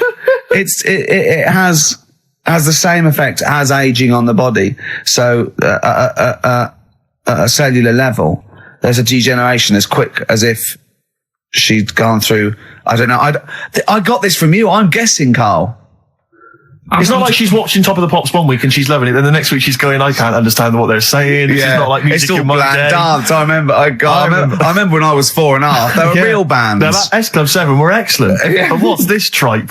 S Club. But if she wants a fag... She's 5 years old, Carl. But she's got to experience everything in a short spell of time. Do you know what I mean? You've got time to sort of... I think you're thinking of her life like that Fatboy Slim video, where it starts off as something crawling out of the sea and then it evolves really quickly over 3 minutes. I think that's not the case, Carl. Her mind isn't... She isn't aging in her mind at the same time. No, she's not living a whole life in 3 weeks. It's just her body is degenerating quicker than it should. So if you worked in odd bins, you wouldn't serve her with a bottle of wine? No, I probably wouldn't. Well... Unless she had some ID, which That's would a probably bit cruel, be fake. isn't it? I said, well, on that and on top of all her other problems, he wouldn't even give her a glass of... Yeah, a bottle of wine. And her ID wouldn't look right because she's aging all the time. The photo would never match. Yeah. Look at my hair there. That was last week. Well, it was 2002. Exactly. Well, we don't know enough about it, so... No, I haven't seen it, so yeah, maybe we should apologise because that could sound callous and cruel because I don't know what the whole... It was just the title. The vibe of the... Yeah, I know the title that It's excited something you. like, I'm older than my mum. No, it's the child that's older than her mother. Well, Yeah. so that was weird. There was some good stuff on in the week. You missed that, did you? You didn't watch that? Didn't see that. Saw, Maybe someone have it on video for you. yeah, if you taped it and, send it in. Watch it on fast forward. She'd really age then. Imagine that. Whoa! Well, we got some weird stuff to talk about, though. What? Coming up later. What? Darren Brown. Oh, yeah. That was interesting. I know the fact that the track, we've just talked about him asking me nicely not to squeeze his head when people are around, and a girl who ages so quickly she should be served in odd bins. And he goes, but we've got some weird stuff coming up. That's Carl's world. Yeah. That's our song, isn't it, Carl? Leave all this misery behind, isn't it? Chewing breaks, painkiller. That's what I could do. I could sort of give you a little local anaesthetic and squeeze your head and see how far it would go before... Style, I want to get back off holiday. Oh dear. Rick, I was watching music television this morning just before I came out. I love it. I kind of agree with Wyclef Jean. that just because she dances loco, it don't make her a hoe. No. But I can't help but feel she's not helping her case. I mean, she's there every night, basically, getting them out for the lads. I know. For money.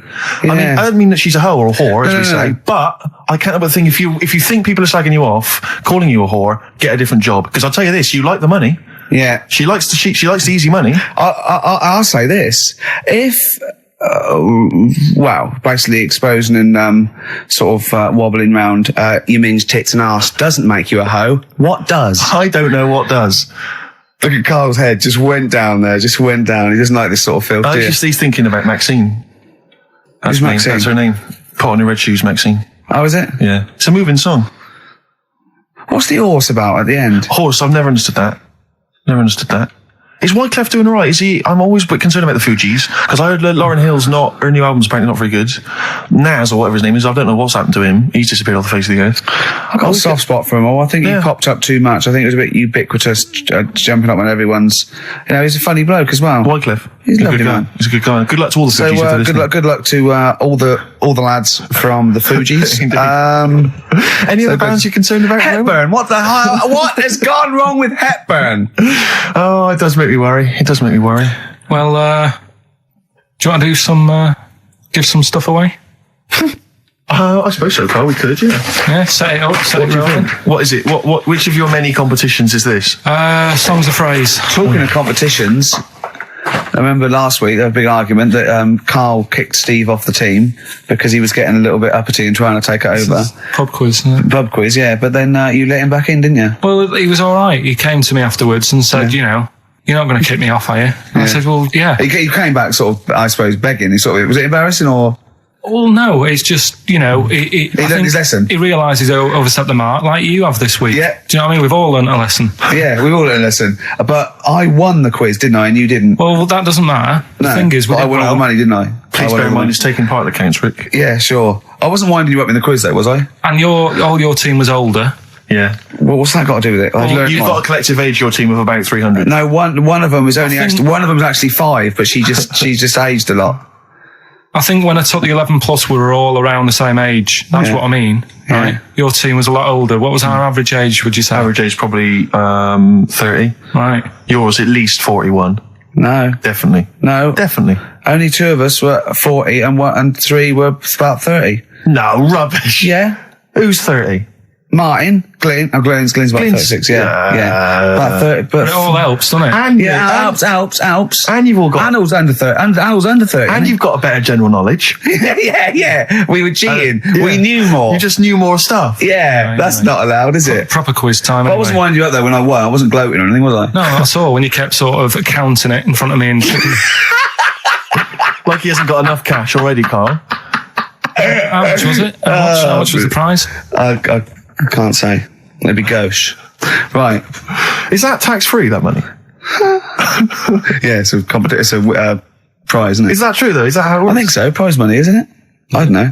Well, otherwise, I assume you'll be declaring that. Yeah, will we? Yeah, you'll be paying tax on that. Yeah. Because you know where people... I mean, the taxman could contact you via XFM at any time just to check that if he wanted to. Sure. Okay, prizes to give away this week. You've excelled yourself again. We've got, once again, Scotland Rocks, the very best of Scottish music, Texas Deacon Blue, brilliant. And Jerry Rafferty. Proclaim's on there or not? Proclaim's there, don't worry. She's on there as well, don't worry. Yeah, it's don't worry. It's Biss on there, I'm just checking to see if Midge and Hugh and Gry feature, but they do, thankfully. I don't know. The Rosillos as well. Oh, brilliant. That's great. So I look forward to that. Is Lulu on there or not? Is she not on there? I can't see her, actually. Is she not on there? But the Wets, are the Wets on there? All the Wets or not? Fairground attraction. Brilliant. That's on there. So is Wee Hootie McTooth on there? And is Jamboree? What's this? This is another arbitrary compilation called Strange and Beautiful. The X-List album, which is quite good. The new album by the White Stripes. The DVD Walking with Cavemen, that TV show that's on VHS. It's still got the price on there on VHS in case you haven't seen it. Fight Club and the best-selling book from Michael Moore's Stupid White Men. So actually some quite good prizes there, Carl. Not bad. All right, Carl. What's this competition? Right, Songs of Phrase. It's where I get a line that sort of is said a lot on the show, or has been said quite a lot on the show. Yeah. Is this one Stop Squeezing Me Head? No. Oh, I could have done that. Yeah. But what we're doing is my favourite. The Elephant Man's my favourite film. Is that the phrase? Yeah, that's the phrase that we're looking at today. The Elephant Man's my favourite film. It is as well. It's his favourite film. I know. What is that again? So, 'cause it's funny and sad, and it's you know exactly what you're going to get. Yeah. They promise you an Elephant Man, that's exactly what you get. Yeah. It's good. Have you seen it, Steve? I have seen it. It is good, isn't it? Yeah. Do you remember at the beginning of the Elephant Think Man? of that. Having that as your favourite film of all the hundreds of amazing films. I mean, It's a good film and it's a moving film. Yeah. But I can't imagine it's a film I would watch endlessly again I and don't again. care about a bloke with an elephant's I head. watched a little bit of it again the other night. It's one of them that, just sort of reminds you. You know what annoys me when he goes, "I'm not an animal." He is. Well, I mean, he speaks like one. And what doesn't help? He's got And he looks like one. No, yeah. But it was a bit unfair because they never let him look in a mirror because he's a bit odd looking. It upset him. Yeah. So his hair was always a mess. And that made him look worse than he actually was. Yeah.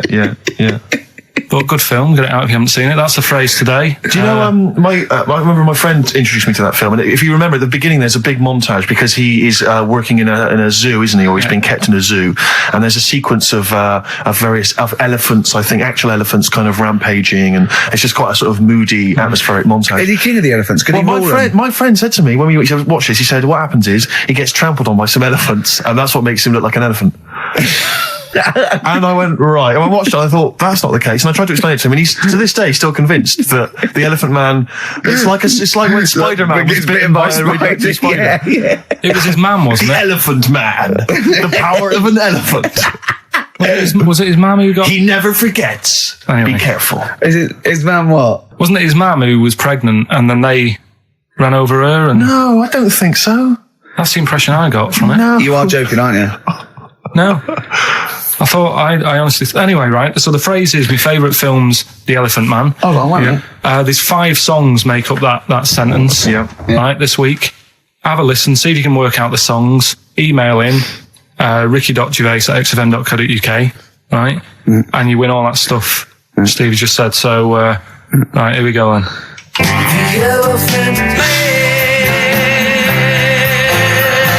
He's my favorite. That was nicely done. Genius. All right. Let's hear it again. Here we go.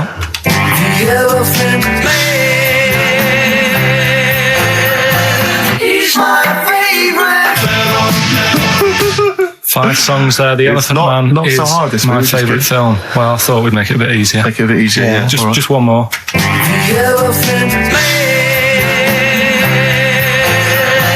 He's my favorite. Email only ricky.gervais@xfm.co.uk. Brilliant. A bit of hip hop hooray, a bit of a rap classic. Although you may not have heard it before. Basically, they then go on to give shout-outs to lots of Players Yeah, Club. sweet, So sweet. we'll end it there. Yeah. That was Rappin' for Tay and the song Players Club from 1994. Still sounds brilliant. It's still hip hoppity though, isn't it? It is indeed, Rick. Let's have some adverts. It's the Mock Turtles. XFM 104.9. I'm Ricky Gervais, with me Steve Merchant and Karl Pilkington.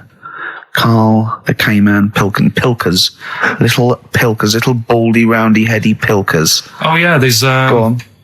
There's a what's the name? If people go to the You're website... joking. There's not a what's the name. An actual wasn't it? You are joking, Karl. No, it's just you reminded me. Oh, of did the I? little round bald head. Yeah. If they go to xfm.co.uk, right, Yeah. /Ricky, there's a picture on there. You know that picture you did? Oh, that I drew. The one you drew of me? Who put it on? Did what XFM put it on? Yeah. Did it look good? Can you get into it? Can I I'll have a look. Yeah, I'll have a look during the What is it? xfm.co.uk. /Ricky. Right. And there's that little picture and people can sort of put bids in and the money goes to, Me, I charity. assume, as I drew it.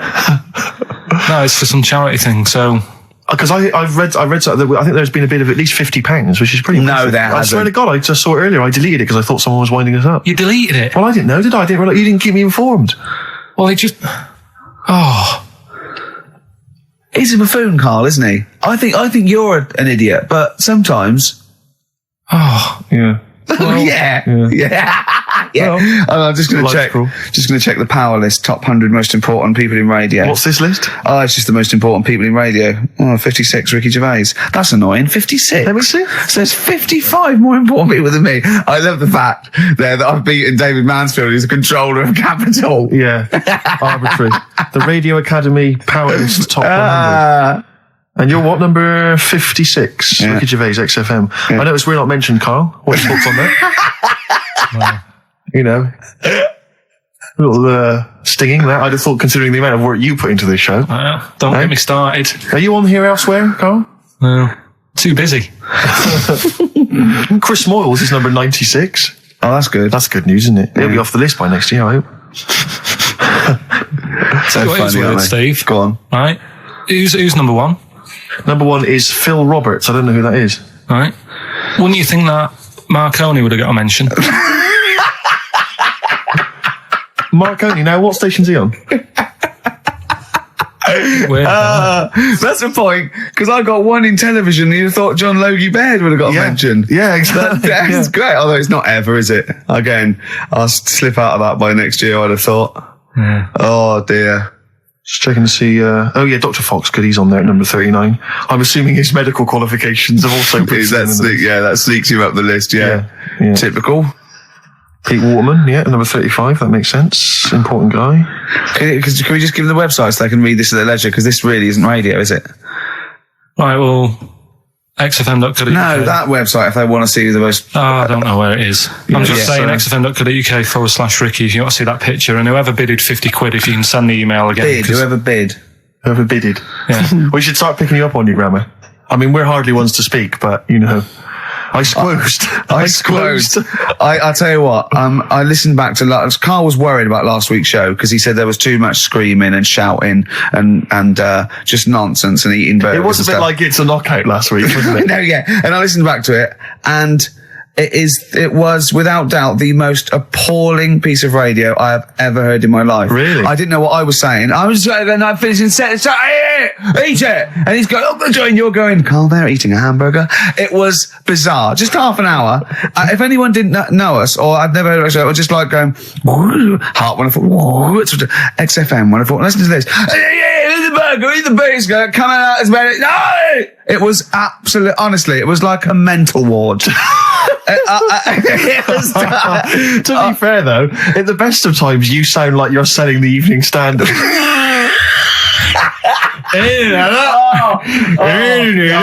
Oh God! Oh, we should have the worst bits available. Shouldn't we? Just the worst bits of broadcasting ever. So where I didn't finish a sentence, or I was just shouting, or a record. I mean, it was swear word slips out, and just put them all on a CD.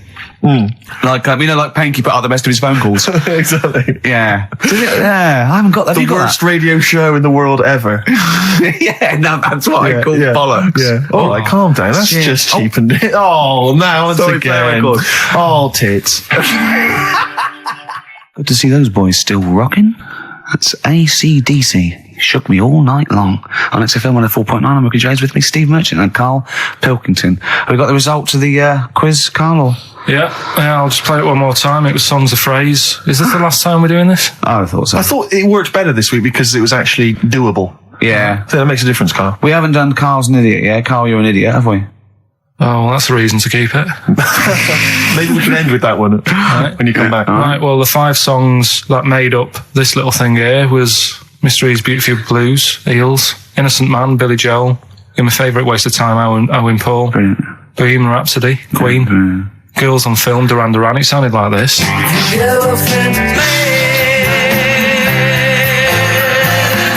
my favorite. The Elephant Man is my favourite film. Hang on, was Bohemian Rhapsody in there? Yeah, it is. That was Oh, right, yeah. Right. Well, we're going to give that to Piley. He just calls himself Piley. Ian Pyle. Good work, Piley. What's happened to Anders? Well, I was just going to say, actually, we've not had correspondence from Richard Dickie Anders for some time. The Dickmeister General, with his naughty, insulting ways. Yeah, Anderson used to email regularly. Anders, Get on your computer. Get in touch, mate. What Just do you think of the show. Hold on, though. To be fair, he was listening when we were pretty shoddy. If he's listened to the last 3 weeks, I think we're owed a little apology from you, Dixter. Exactly. Absolutely. Listen, Piley, we want to send you all those goodies, including Scottish rock, but we don't have your address, so email in your address and we can send it off to you. All right? Yeah. More adverts? Yeah. Go Snoop. Beautiful XFM 104.9. Gervais, Merchant, Pilkington. Carl had a treat in the week, didn't he? He couldn't believe his luck. We know Darren Brown. You know Darren Brown, the sort of magician, mind reader fella. It's more special than that. Well, called me up in town. Said, do you mind if we bring along Carl? He went, pleasure. Carl's very cynical, saying, well, he won't get into my head. Yep. Great, wasn't it? It was brilliant. He went, can I ask him questions? I went, well, no, he's social. He went, I'm not coming. I went, well, he went, well, I'll ask him. I want him to know how he did that trick when he said, you got the winning ticket. I went, he's not going to tell you. He's a magician. He went, well, it's not worth it then. If I can't quiz him. But he came along. I still did though, didn't I? I got in there with the questions that the people wanted to know about. Yeah, go on. What did you ask him and what did you find out? I said, how do you do that? I love the fact that the first half hour, me, Steve and Darren Brown were convincing Carl that he didn't see a ghost when he was 5. Yeah. And then we got onto the tricks. Yeah. Well, it will live in my mind. He won't get inside my head. Yeah. And he got inside your head magnificently, Carl, didn't he? I mean, were you not amazed? I mean, Darren promised actually that he would come on the show in the future, and then you, the listeners, can see how he can baffle, amaze, and generally freak out. I think we should film everything that happens, right? Because it's just a waste, because you're only getting half of it when you hear what Carl has to say. Because his face... Yeah. Honestly, it says 1,000 words. Yeah. Do you know what I mean? It's just, I think we should film it and just put it on a DVD of Carl's facial expressions.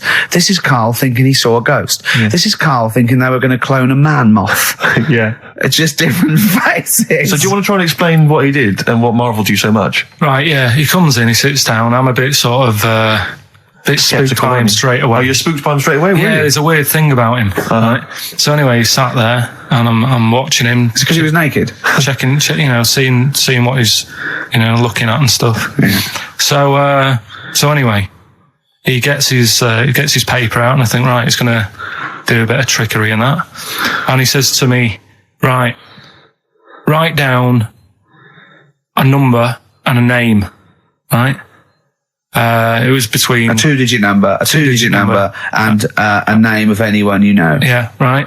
Now the thing is, I thought of the name because I was telling Steve earlier about the kid at school who I fell out with, right? Yeah. Over that girl who was called Aris, right? So that name was like in my mind, ready to go, because I didn't want to use anybody's name who I knew, sort of. Now, because maybe you've mentioned it in the past. Do you know what I mean? I couldn't say Suzanne. I knew Colin Makin anyway. Yeah, well, do you know what I mean? I picked a name, yeah. Well, I thought you might have been thinking about Auntie Nora.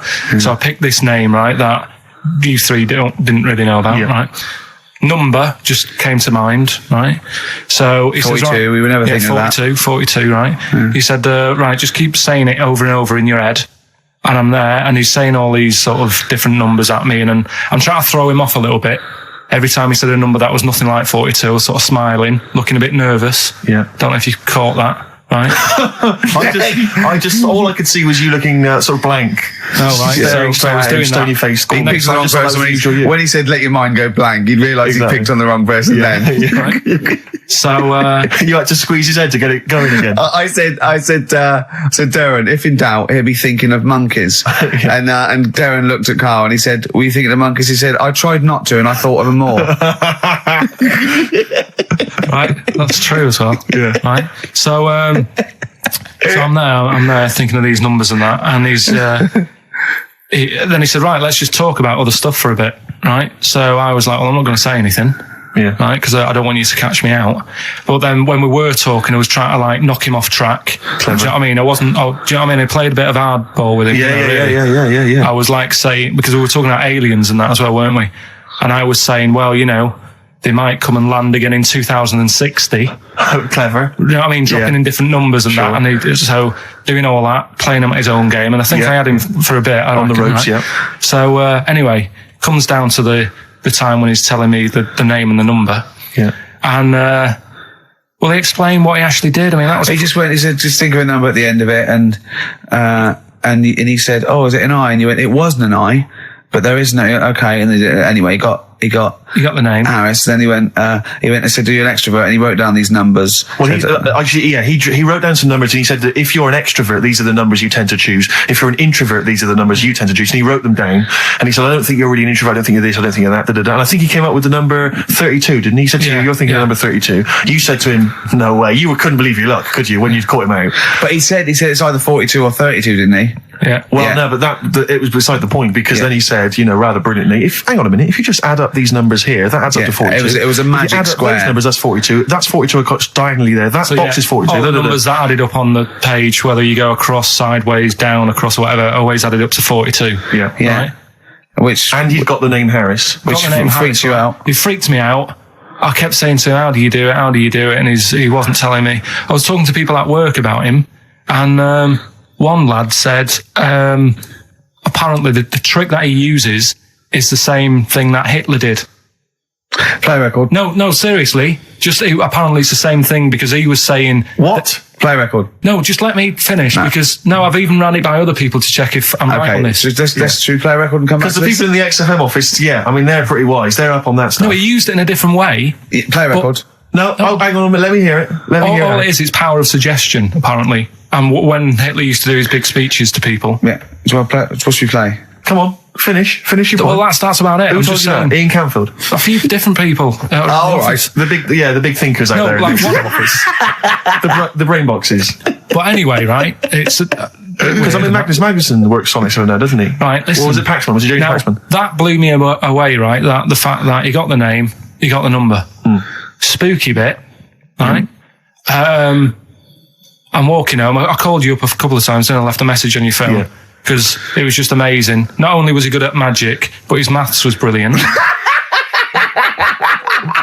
That thing adding up to 42 was like, how did he do that? I mean, we didn't even make a big deal out of that. He said that to me. He said, all Carol Vorderman's got is the maths. Yeah. Do you know what I mean? Imagine him on Countdown. Yeah.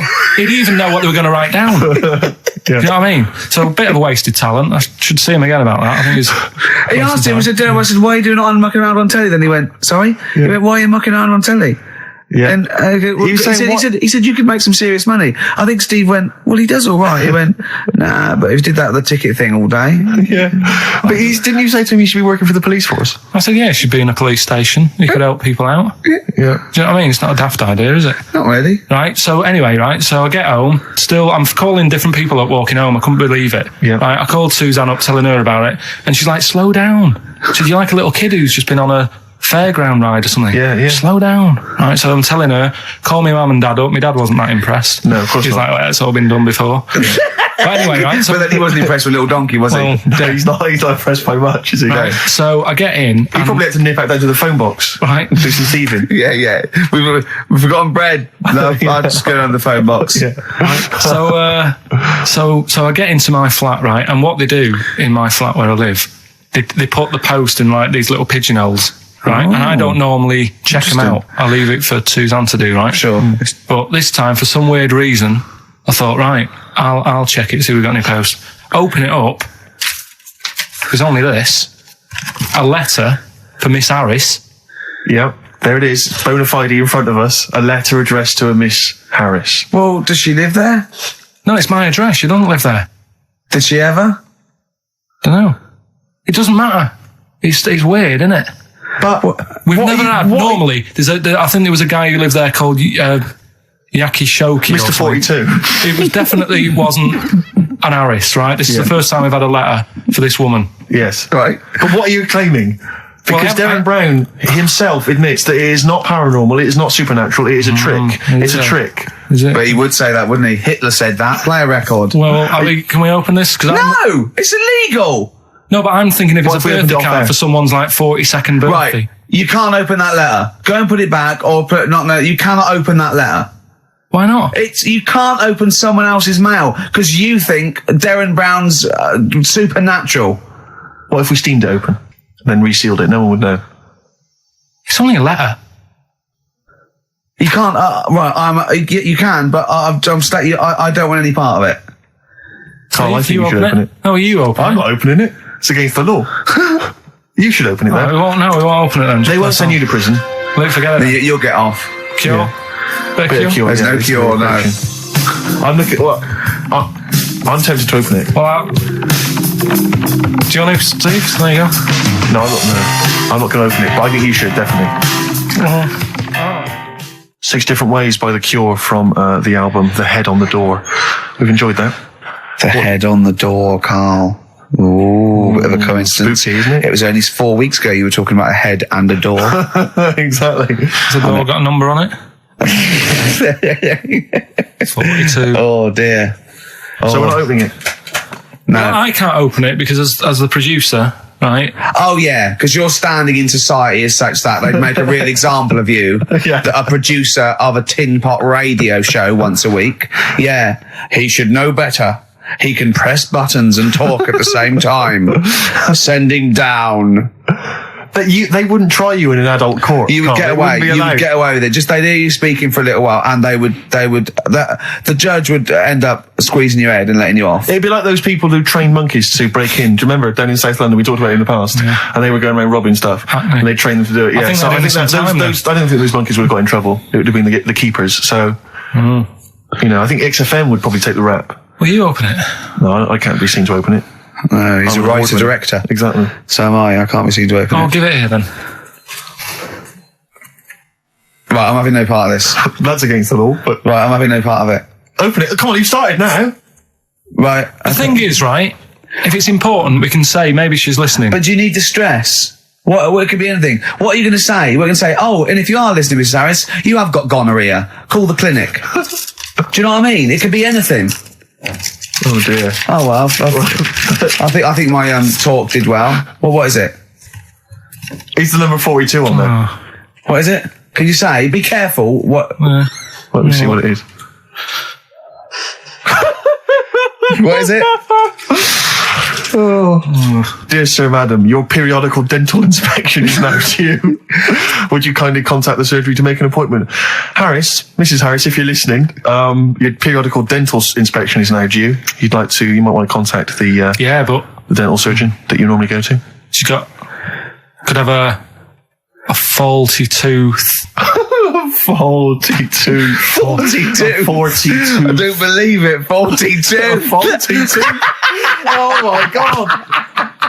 God, that Darren's good. isn't he? Darren Brown's good, isn't it? Oh dear. That's some blur then. Carl, is that really 7.5 years old? Blur. The Universal. All right. On Wise XFM. words there. Yeah. Just made me think. Sure. Carl, I asked you in the week, didn't I? How old was that kid when that was out? She wasn't born, so she was about 30.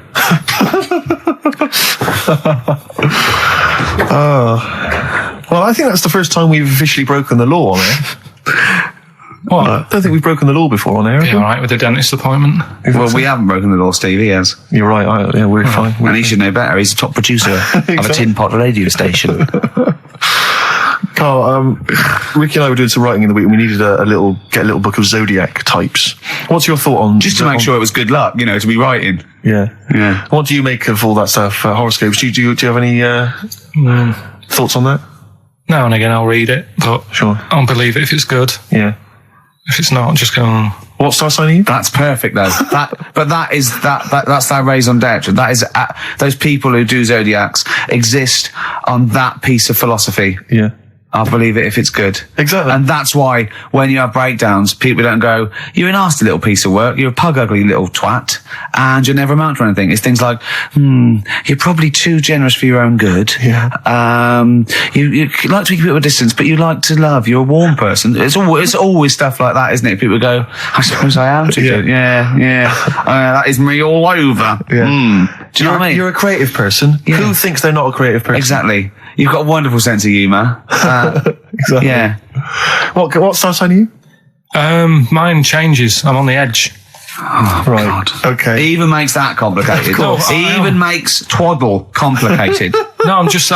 It changes depending what paper you read. Yeah. All right. In theory, what would 23rd you... of September. So I think Yeah. Most of the time I'm a Virgo, I think. Oh. Well, I'll tell you. Write that down, listeners. 23rd of September, and come round and give him the bumps. What I mean... Well, according to this, I mean, you've been criticising this, Rick. Sure. You've been saying that there's maybe not anything in the zodiac thing. go Well, on. hang on, let me just read some of the elements of- Is this going to change my mind? Well, Am I going to eat my words? the typical Virgoan. Words. Okay. The physical appearance of the typical Virgoan. Yeah. High forehead. That's not true. Cranium may seem too big in comparison with the face. Look at Carl. But how specific is Has an that? extremely large forehead.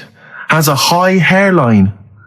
That's not true, though, is it? May be quite tall. What are the blokes like? Often has one foot turned in more than the other. They've just described Rain Man. What is that? How can they be specific? Well, that's why it sounds like Carl.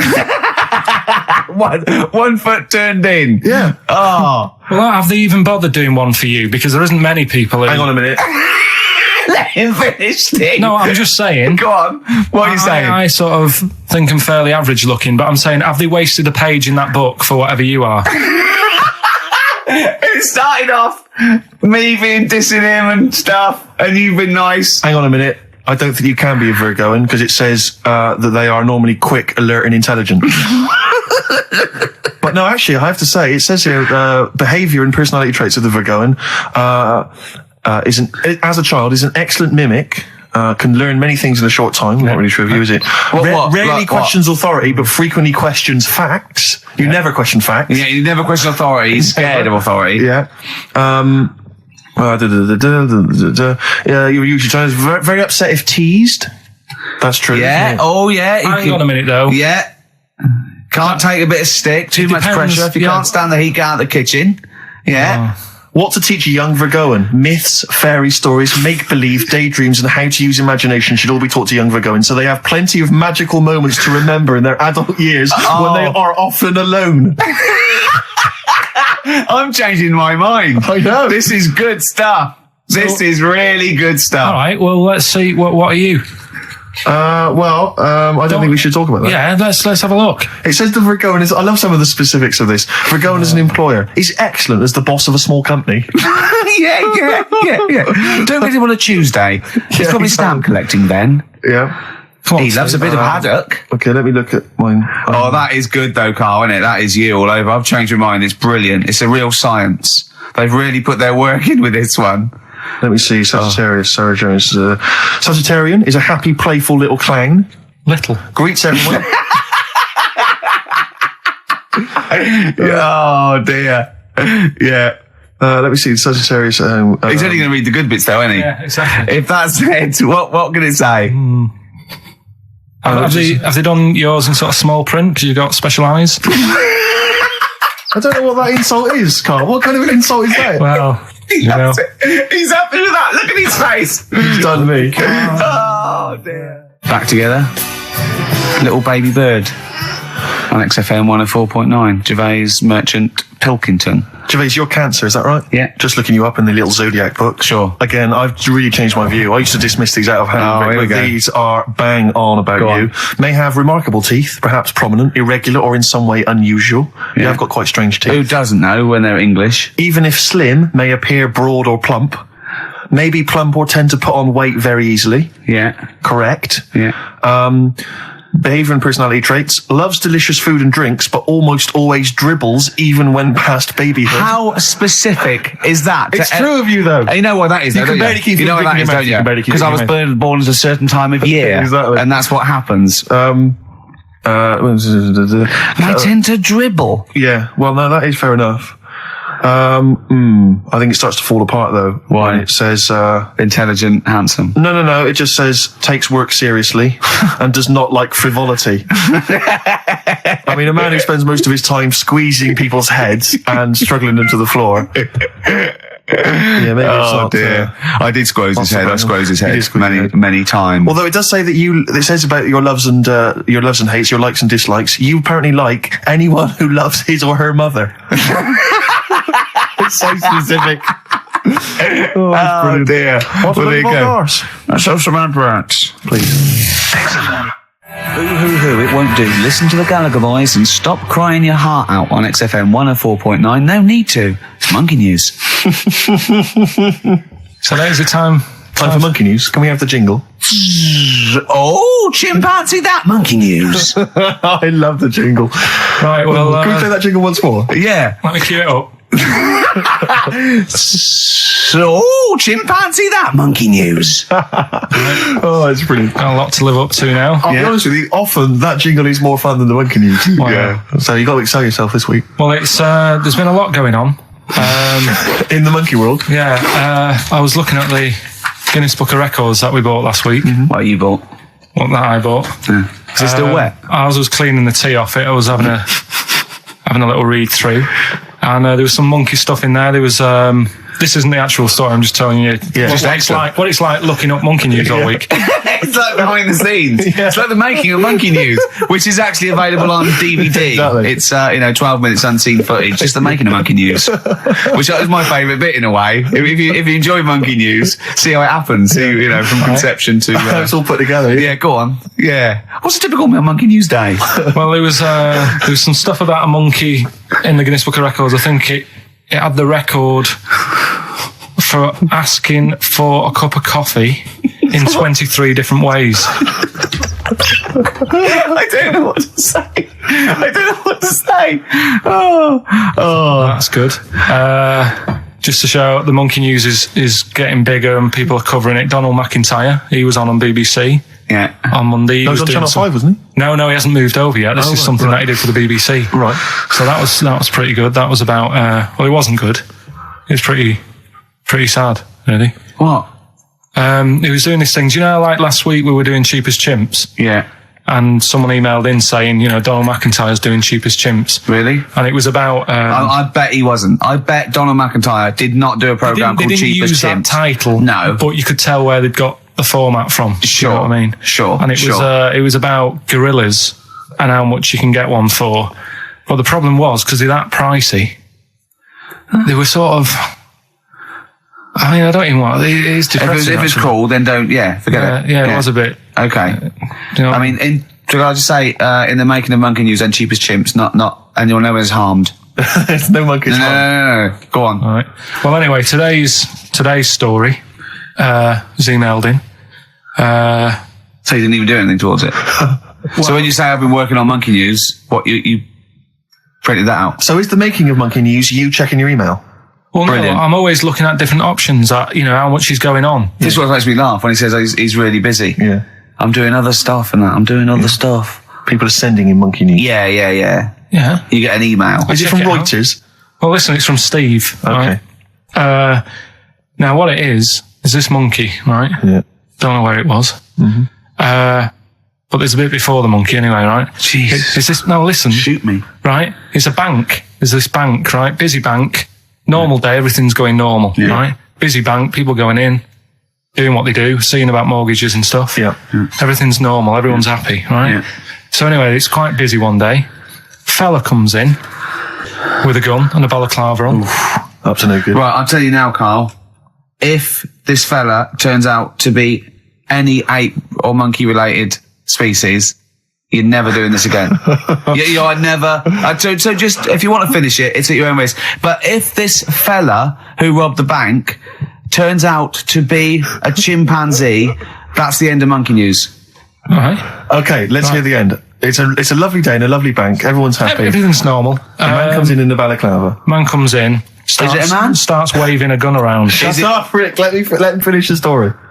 Starts waving a gun around. Yeah. Right? Up to no good. So everyone's thinking, oh, God, wish I didn't come in here. It's not going to be a good day. How tall is the man? Shut up. Let's hear it. Everything, oh, God. He's telling everyone to get down on the floor. Yep. Hey, what, in English? In English? Yeah. In English? So? Yeah. So everyone's panicking. Everyone's getting on the floor thinking, this is it. This is, it's all over. Yeah. Just when you think, it's all bad news. Yeah. It's all bad news. Doors swing open. Little monkey wanders in. God, it's worse. Shut up, Rick. Little monkey wanders in, right? The robber's like, what's going on here? He's telling it to get down on the floor. I don't think it was taking any notice. No, right? it was just busy asking for coffee. It runs in. I don't know if it was kind of withdrawal or deposit or whatever. It wanders in, right? Goes up to the robber. Where did it come from? Shut up. Will you let him finish the story and then ask questions? That's only fair. Okay. wanders in, runs up to the fella with the gun, takes the gun and the bag of money off him. Everyone's like, yay, you know, we've been saved. Then the monkey starts backing out with the gun and the money. Shut up. Sit down. I'm not having this. And he does a runner with the money and the gun. No one's seen it since. You are an idiot. I mean, you have said some stupid things in your time. What are you talking about? It's a story that happened. No! What are you talking about? What do you mean it backed out? It came in, was it an accomplice? Was it an opportunist monkey robbery? What are you talking? Think, Carl. Think. I know it's mad. That's the idea of Monkey News. We're telling people how monkeys are pretty, you know, they're mental. They're up to no good. What do you think? They've never seen the monkey since. What, did he have a getaway car waiting? Did he swing his way to freedom? Where was this? There's no details. Don't talk rubbish. Well, yeah, Steve emailed it in. He's got it off the net. And the funny thing is, can I see it? Have you got the information there? Yeah, the funny thing is, it wasn't just him who sent it. I had that a couple of times. So a few people obviously read the story and said, you know, that'll be good for Monkey News. It doesn't say anymore. It doesn't say if he went off to Spain. It doesn't say, you know, if he's on Crime Watch. Yeah. It doesn't say any of that. It's just saying that's what he did. That's the story. And that's what Monkey News is about. I've heard that they're making a movie version with Phil Collins. So I look forward to that, and Julie Waters. So that's this week's Monkey News. If you've got any, you know, well, if anything's no, don't bother. In your town. That's the end. No, that is the end. That's the end of Monkey News. No more Monkey News. This is bit of Queen. It says it here in this email, Rick. It's got to be true. Right. 7 seasons well. That's for you, Carl, because you're going on holiday.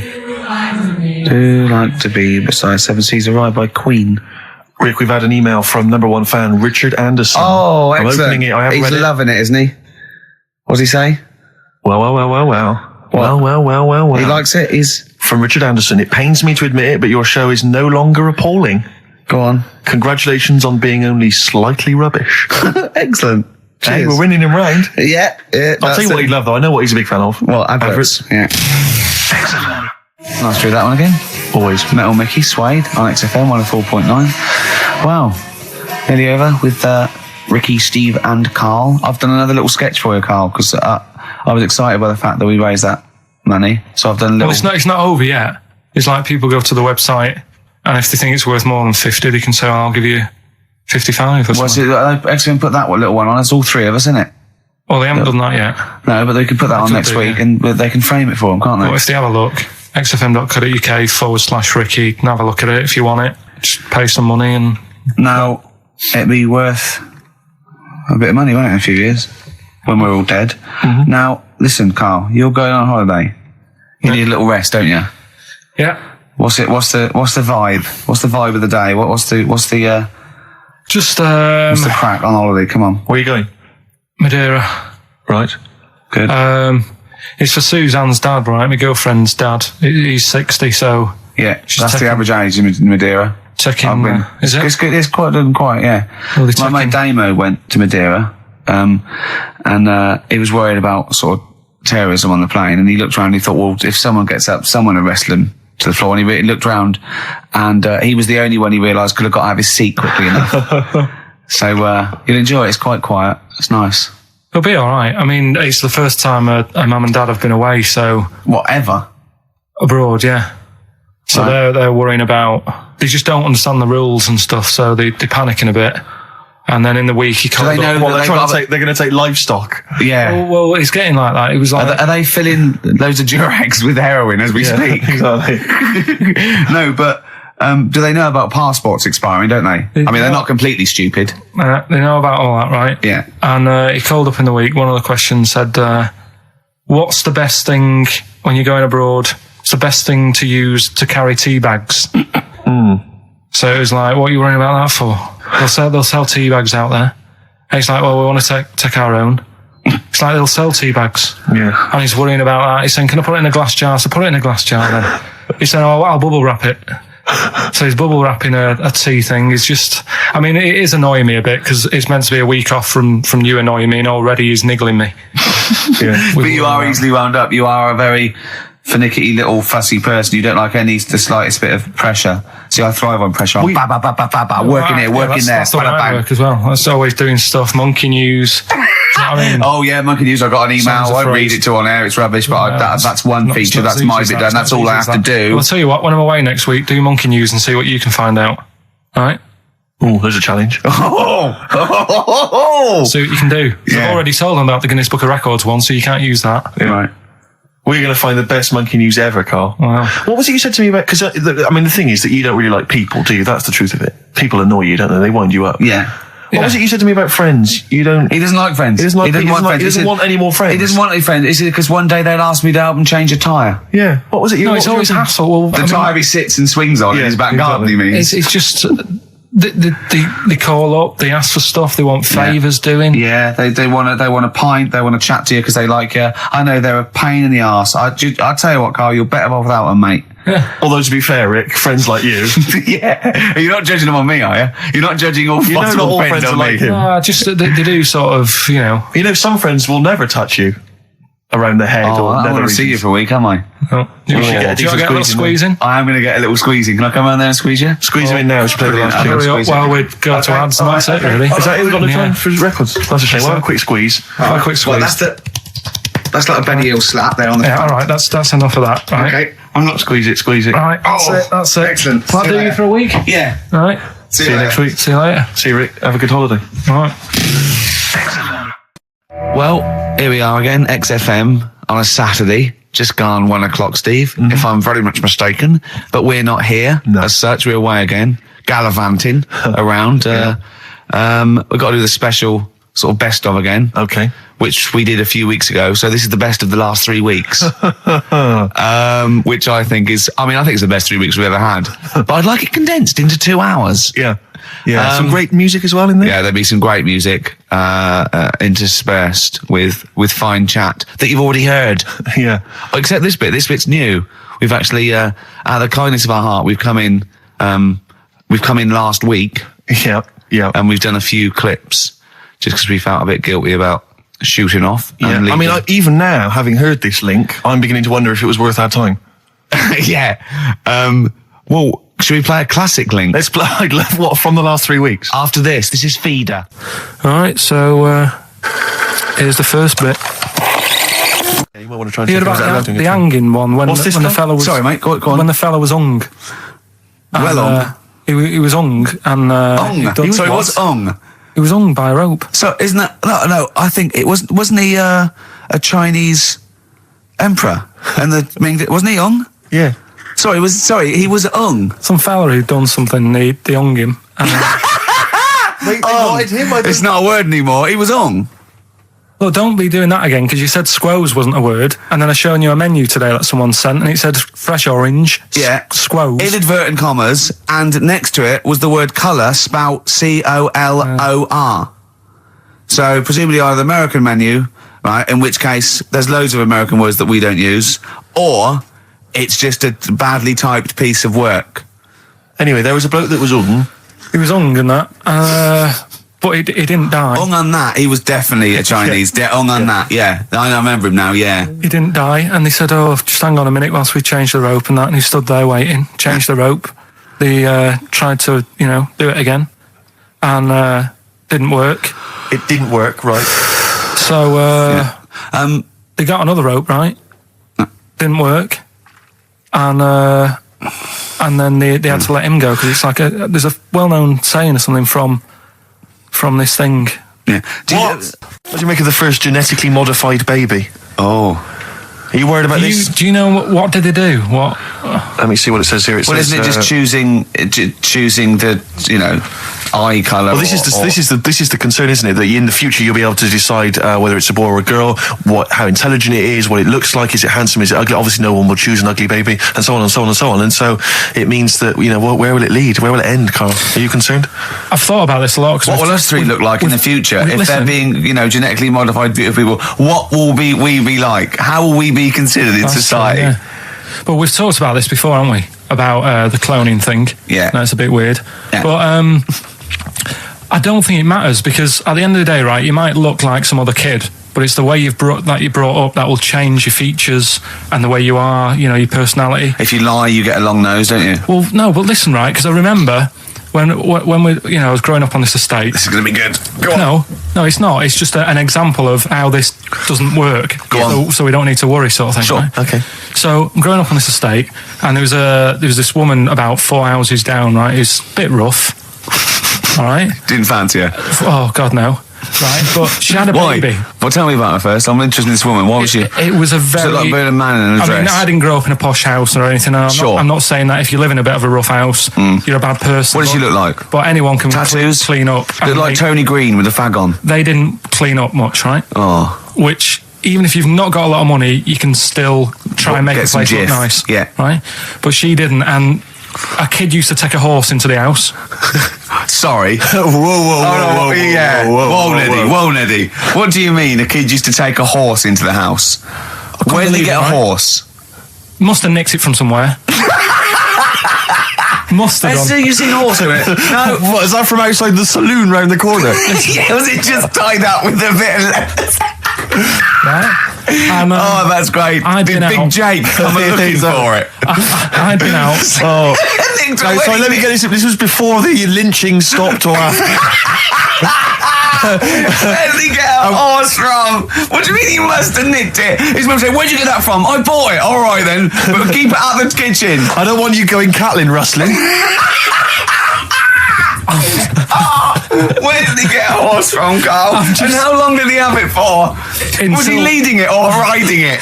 Mum, open the door, I can't stop. I can't stop it. Open the patio door as well. Looks like we got us a runaway.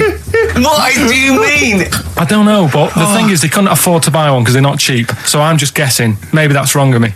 But I think... He had a horse? Yeah, right. So that's why the family didn't have any money. They'd spend it on the horse. No, I don't think, that's what I'm saying. I don't think they would have bought it. So anyway... Yeah, it's wise to whisper, Carl, in case they're listening.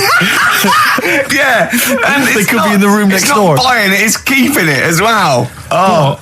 So I was like in the car with my dad coming into the avenue, and you used to have to drive down it to turn round. And, and, you know, sort of go back to our house. You had the traditional method of transport. Yeah. And the horse was in the lounge. Reading a paper. Just like walking around. Oh, God! What? And when I was doing it, I tried to earn myself some money once by flogging little flowers in plastic cups. What? This is genius. It just keeps coming. What do you mean you're trying to flog little flowers? What do you mean? Wait. Let's play a record. Let's play a record and come back to this. It's always going to just unravel and unravel. It's going to go for hours. Let's play a track, deeper and deeper. It's like an onion, isn't it? We've created a whole world here where there's a man living with a horse. Just walking around the lounge. I come from the West Country. I've never heard anything like that. I just think of a big sort of like orange carpet, and it's got a rediffusion telly, and this horse going, I'm fed up in here. Exactly. This is really... I am not taking the rubbish out again. Yeah. Right, play a record. Let's have Velvet Underground. We've got that lined up. Oh, yeah, the classic from the first album. I'm Waiting for the Man. Let's come back to the horse in a second. Little flowers in pots. What do you mean? Oh. Carl's found love on the street before, haven't you? How's it going with your bird, Carl? Are you married? No. How long have you been out with her? 7 years. Because, I mean, you're quite a simple man. Yeah. You're sort of a simple in a nice way. I mean, you're like Helen from Big Brother. Yeah, you're sort of nice enough, but I look normal. Well, yeah, you sort of do. But you could be one of those that just suddenly go mental with a pen. Yeah, do you know what I mean? Stab people through the eyes. Yeah, you sort of look normal. But if I wouldn't really want to wind you up to a point of frenzy. How did you meet your girlfriend? Through work. What, through her work? What, you found out and said... We worked at the same place. Oh, you're right. Yeah. You're quite an enigma, aren't you? Could you give us more on that? At work. You met her at work. What, she came in selling sandwiches? She was going through the bins outside. What do you mean you met her at work? Why are you having an attack on me? You're the one who's sad and lonely. No, he's done you again. Yeah, but what I thought was interesting was I just scratched at him and he just went mental. Yeah, no, it's like a bear caught in a trap. It's funny, isn't it? You'll never learn. Carl. No, I was just interested to find out what the story was, because it might be a really romantic story. Well, it's not. All right, jeez. I love the fact he doesn't want to talk about his love affair. I was thinking about you in the week, and like... Does it worry you? I mean, you sort of joke about it now, and we're talking about it in the office, you know, like, is Steve really touchy about the way he looks? And, what's this? Where's that come from? He's done it again. He's done you again. I was walking home the other night, and I was thinking about it. And do you worry that when you're old, you will be on your own? You did start it though, didn't you? Well, Carl, I'm glad you brought this up. because I mean, for me, you know, a lightweight, frothy entertainment show on XFM on a Saturday afternoon is exactly the place where I want to discuss the desperate, lonely future that's inevitably coming my way. Oh, God. I'll tell you what will cheer you up and forget all that. A bit of Embrace. Oh, one of the most hated bands. Placebo, Bitter End on XFM 104.9. This is pre-recorded. We recorded this a couple of weeks ago, before Christmas. Hope you had a great Christmas. If you didn't, not our fault, really, is it? Nothing to do with us. Wouldn't have thought we'd have. We're well over time because we've got plenty of cash now, thanks to a lot of you who probably bought the Office DVD. Yeah. Probably got And that if you in stock. haven't yet, and you've maybe got vouchers or money, still available. Still there in the shops. Still available. You can still make it the best-selling DVD of all time. Please. Please do. Yeah. Please do. I'll tell you what you want to hear there before you make your mind up. I'll tell you what, if you like this next clip, go and buy the Office DVD. I think you will. It's a brilliant clip. It's the one where we talk about, well, it's self-explanatory. Yeah. That blew me away, right? That the fact that he got the name, he got the number. Spooky bit, right? I'm walking home. I called you up a couple of times and I left a message on your phone because it was just amazing. Not only was he good at magic, but his maths was brilliant. No, well, that thing adding up to 42 was like, how did he do that? I mean, we didn't even make a big deal out of that. He said that to me. He said, all Carol Vorderman's got is the maths. Yeah. Do you know what I mean? Imagine him on Countdown. Yeah. He'd even know what they were going to write down. Do you know what I mean? So a bit of a wasted talent. I should see him again about that. I think so I get into my flat, right? And what they do in my flat where I live, they put the post in like these little pigeonholes, right? And I don't normally check them out. I leave it for Suzanne to do, right? Sure. But this time, for some weird reason, I thought, right, I'll check it, see if we've got any posts. Open it up. There's only this. A letter for Miss Harris. Yep. There it is. Bona fide in front of us. A letter addressed to a Miss Harris. Well, does she live there? No, it's my address. She doesn't live there.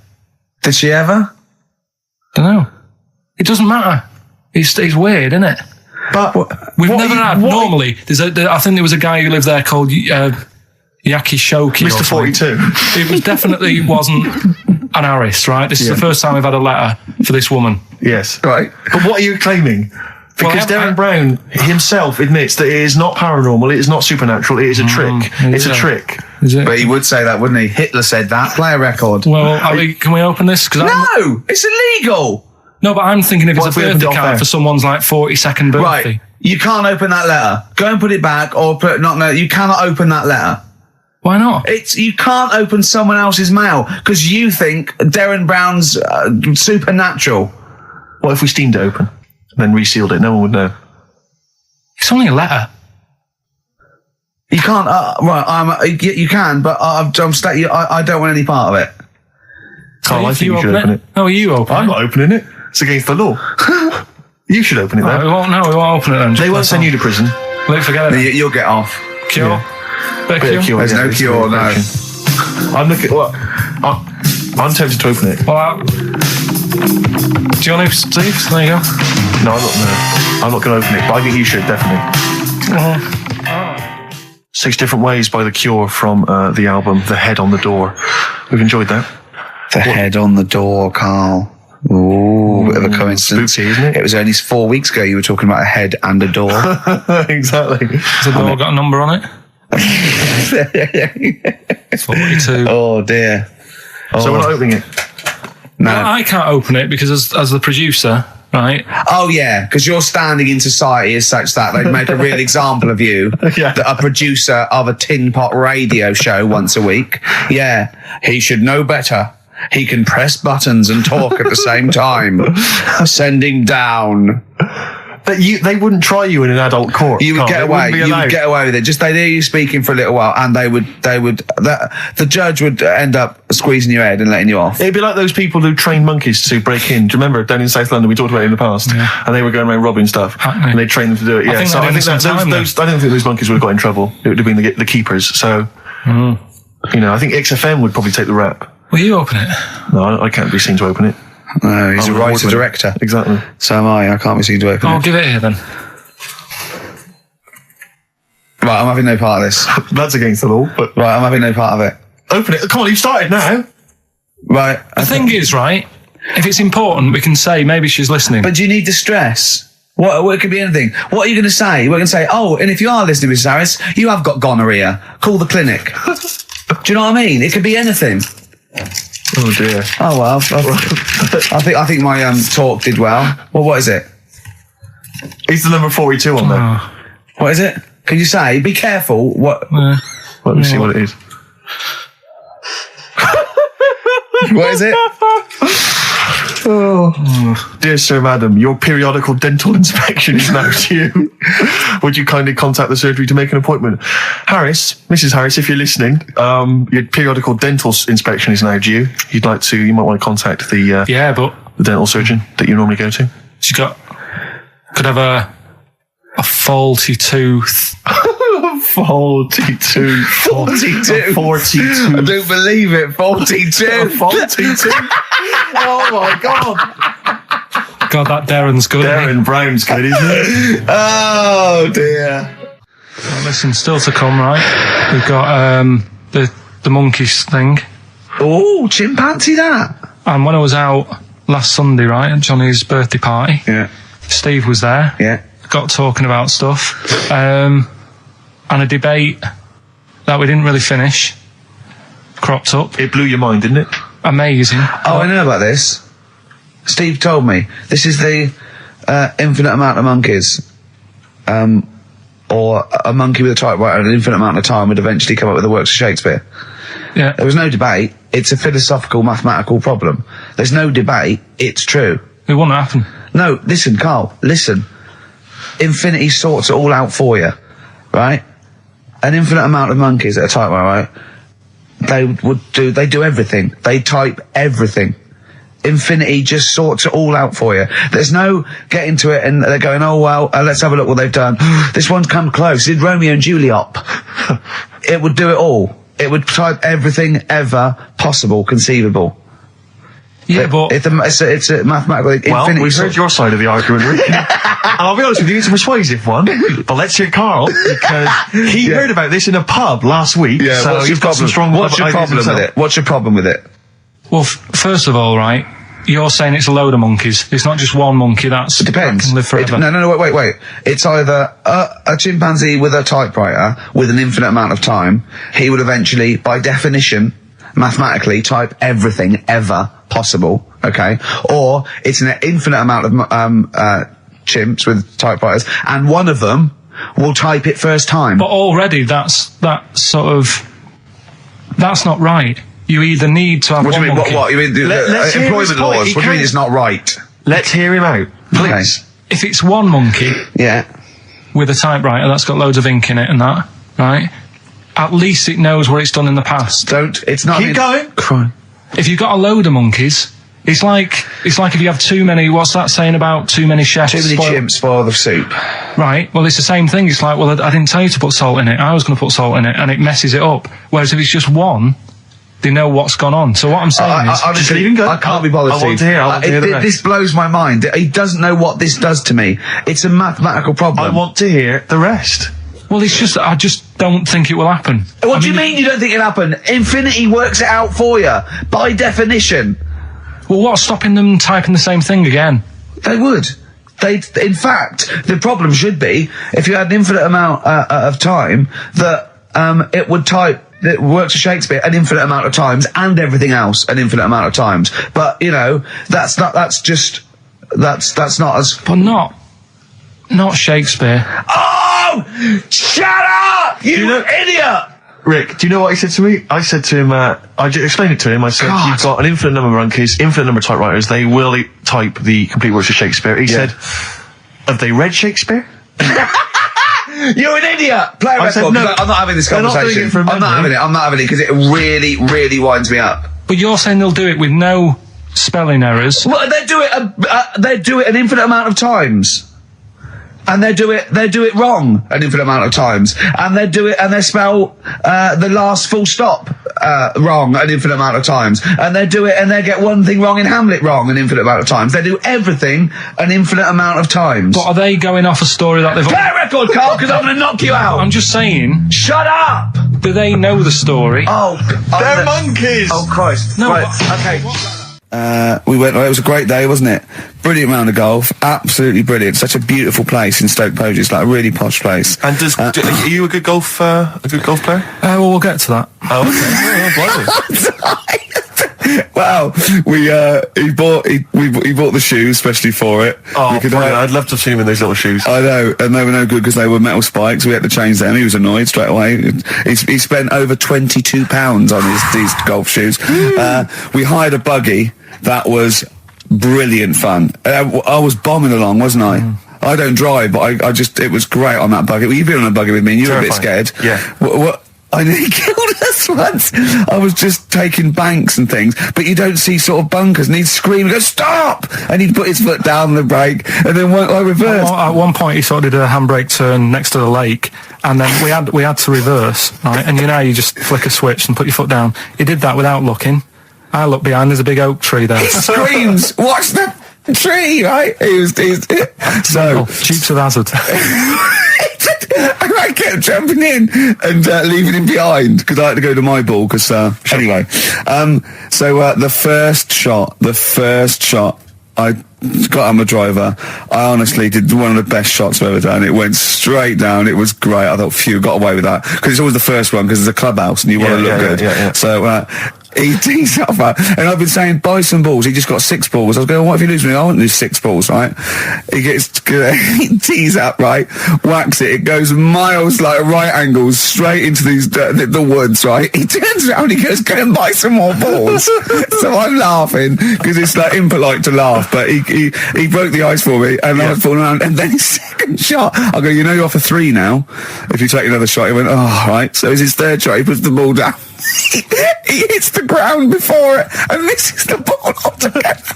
And I was on my back, wasn't I? Unbelievable. Actually rolling about on his back.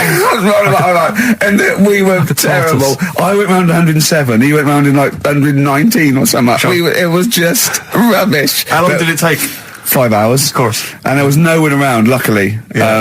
But it was fantastic. So then we go and have our meal. What annoys me, I said, right, I'll go for a run. He went, I'll have a bath. I said, I'll see you at 7:45. At 7:55, I have to call him. He's not ready, so he's let me down there. I can't stand lateness or laziness. Yeah, and he's let me down. Do you know his excuse? He fell asleep in the bath because there was no light bulb. There's no light bulb in the bathroom. So instantly he fell asleep and he was late. No, do you know what I mean though, Steve? If you're sort of like nice and warm and what have you, I was tired anyway. I've been stressed out for 4.5 hours, right? My life flashed in front of me a few times in that buggy. So it's all sort of wears you down a bit. I thought, right, I've got a headache. You're going for your run. I'm going to have a bath. I walk in, put the light on. For some reason it didn't come on, but I thought, it's all right. I'll just... you know, doesn't matter. You can have a bath in the summer, so it's light anyway. Well, there's no windows in the bathroom, so... So you were in the darkness? So I'm in the darkness. I nod off because I'm shattered. He calls up, hassling me. So I said, well, it doesn't normally take that long for me because, you know, I haven't got, like, long hair. I've got a dryer and so I can sort of one wipe. He's already 10 minutes late, though, when I called. Well, 10 minutes. 10 minutes. This is late, this next. Doesn't matter. Dinner wasn't until 7:15, so we had, like, another 20 minutes anyway, so it doesn't really matter. Yeah, but we said 7:45. So he's calling up, hurry up. So I said, yeah, all right. So I get out and try and, like, me tackle and what have you. Calls back again 30 seconds later. You know? No, I don't like that. You're not going to do that, no. Give it a wipe. 30 seconds later, come on. So I end up going downstairs to the meal area. Naked. With a wet shirt on and wet socks. I've got headache as it is. Meant to be a relaxing weekend. But anyway, so we have our meal, which is really nice. And then we're sitting in the bar. I'm having a cigar by the fire. Like, we're having a rather nice Pinot Grigio. He's there going, I've got a headache. Is this 1955 that you live in? I know. It's so right. And we are knackered because, you know, he's not used to work. I've seen him moaning, falling asleep. He's not used to it at all. And you've been on your feet for over half an hour. Right. So, we didn't even walk around the golf course. We had a buggy. It wasn't even exercise. That was Bowie and Waterloo Sunset. Love that. Love the original. Love Bowie. Bowie was my gig of the year. These are my singles of the year. These are our clips of the year. I'm Ricky Gervais with me, Stephen Merchant. We're just picking some lovely little bits and pieces. Do you remember when we talked about this? What was that one you told me about with the porn? That was a good one. Oh, this was fantastic, right? Right. There was this. Sorry, can I just check now? We're just remembering classic episodes of the Tales Unexpected. This is important. Well, I saw one, right? I saw one on Tales Unexpected, right? And it was these two gents. What they used to do, they look down the obituaries and they'd blackmail the wife or the son of a dead eminent person, like might be a priest or a doctor, something like that, and they'd go and they'd say, he bought some erotic stuff from us before he died, and he owes 100 guineas and all this sort of stuff, and they'd pay up because it'd be so embarrassing. They just didn't want to say, just pay him, right? And this one bloke said, who are these people? I'll meet with them. And he goes round there, and he goes round, and they go, your father, he goes, my father could not have bought any erotic material from you. They did it, he goes, he couldn't have, he's blind. Right, and that was the twist. And Carl went, so it was magazines, not videos then.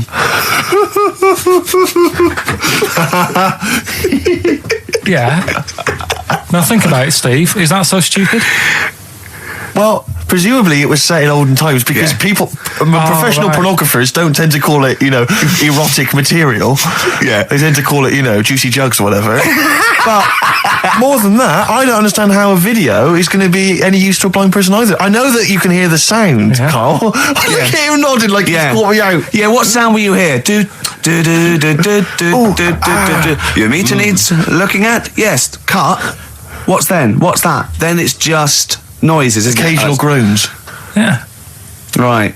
You could listen through the wall at your neighbours. He does. I mean, that's why I save a lot of money. But I thought you were going to point out, Carl, that they could have had a Braille porno. Now, have you thought of that? Look, feel the lumps on that. Exactly. Think about it, Carl. Think about it. You're excited now. Yeah. Your girlfriend's away, Carl. Yeah, the cheese grate is only under the cupboard. No, she's a good-looking lady. Oh. 3 holidays Carl's had last year. Yeah. I'd love to have 3 holidays. You've got to start putting the work in there. 2 holidays, though. No, you had 3 holidays. You went away with Suzanne and her parents. Yeah, well, that doesn't count. It does count. If you book 2 weeks off the firm, you go away and you go, how was your holiday? Go, well, it didn't really count. It wasn't a really good holiday. Can I have them days back, please? My New Year's resolution is to be nicer to you, but well done, you've already broken that. No, but talk sense. Talk sense. You've had 3 holidays this year, and I'm just saying, you're in your 30s now, and 30s is when you should be really putting the work in. That's true enough. To reap the benefits in your 40s, 50s, 60s, 70s, 80s, 90s, and 100. Carl, what's your New Year resolution? What about think before you speak? It's worth. See, I'm allowed to laugh. I'm allowed to laugh at things other people say, Carl. That one, that is a good suggestion. How was your holiday, Carl? It was all right. Right, brilliant. But that I don't see on the ratio of good to bad in Carl's mind. That might be amazing because we never hear him sing the praises of anything. I'll tell you what. Can we have a cracking little tune? And then come back and hear about Carl's holiday. I'd love to do that. Let's keep it tight. Love to Tear Us Apart by Joy Division. Now, I can't put my finger on it, but that doesn't sound like the original. And it's off a compilation. It sounded a bit fast. I think the vocal was slightly different.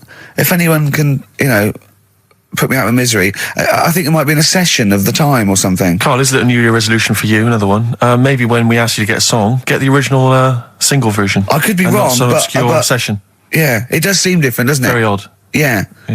Maybe we just remember it wrongly. But anyway, that's XFM for you. 104.9, I'm Ricky Gervais with me, Steve Merchant. Karl Pilkington. Carl, you went to Lanzarote. Yeah. People said don't go to Lanzarote. They told you it was Lanzarote. They told you, were they right or wrong? They were right, yeah. Really? Yeah, it's a bit ropey, yeah. Is it? Why? Just, out there.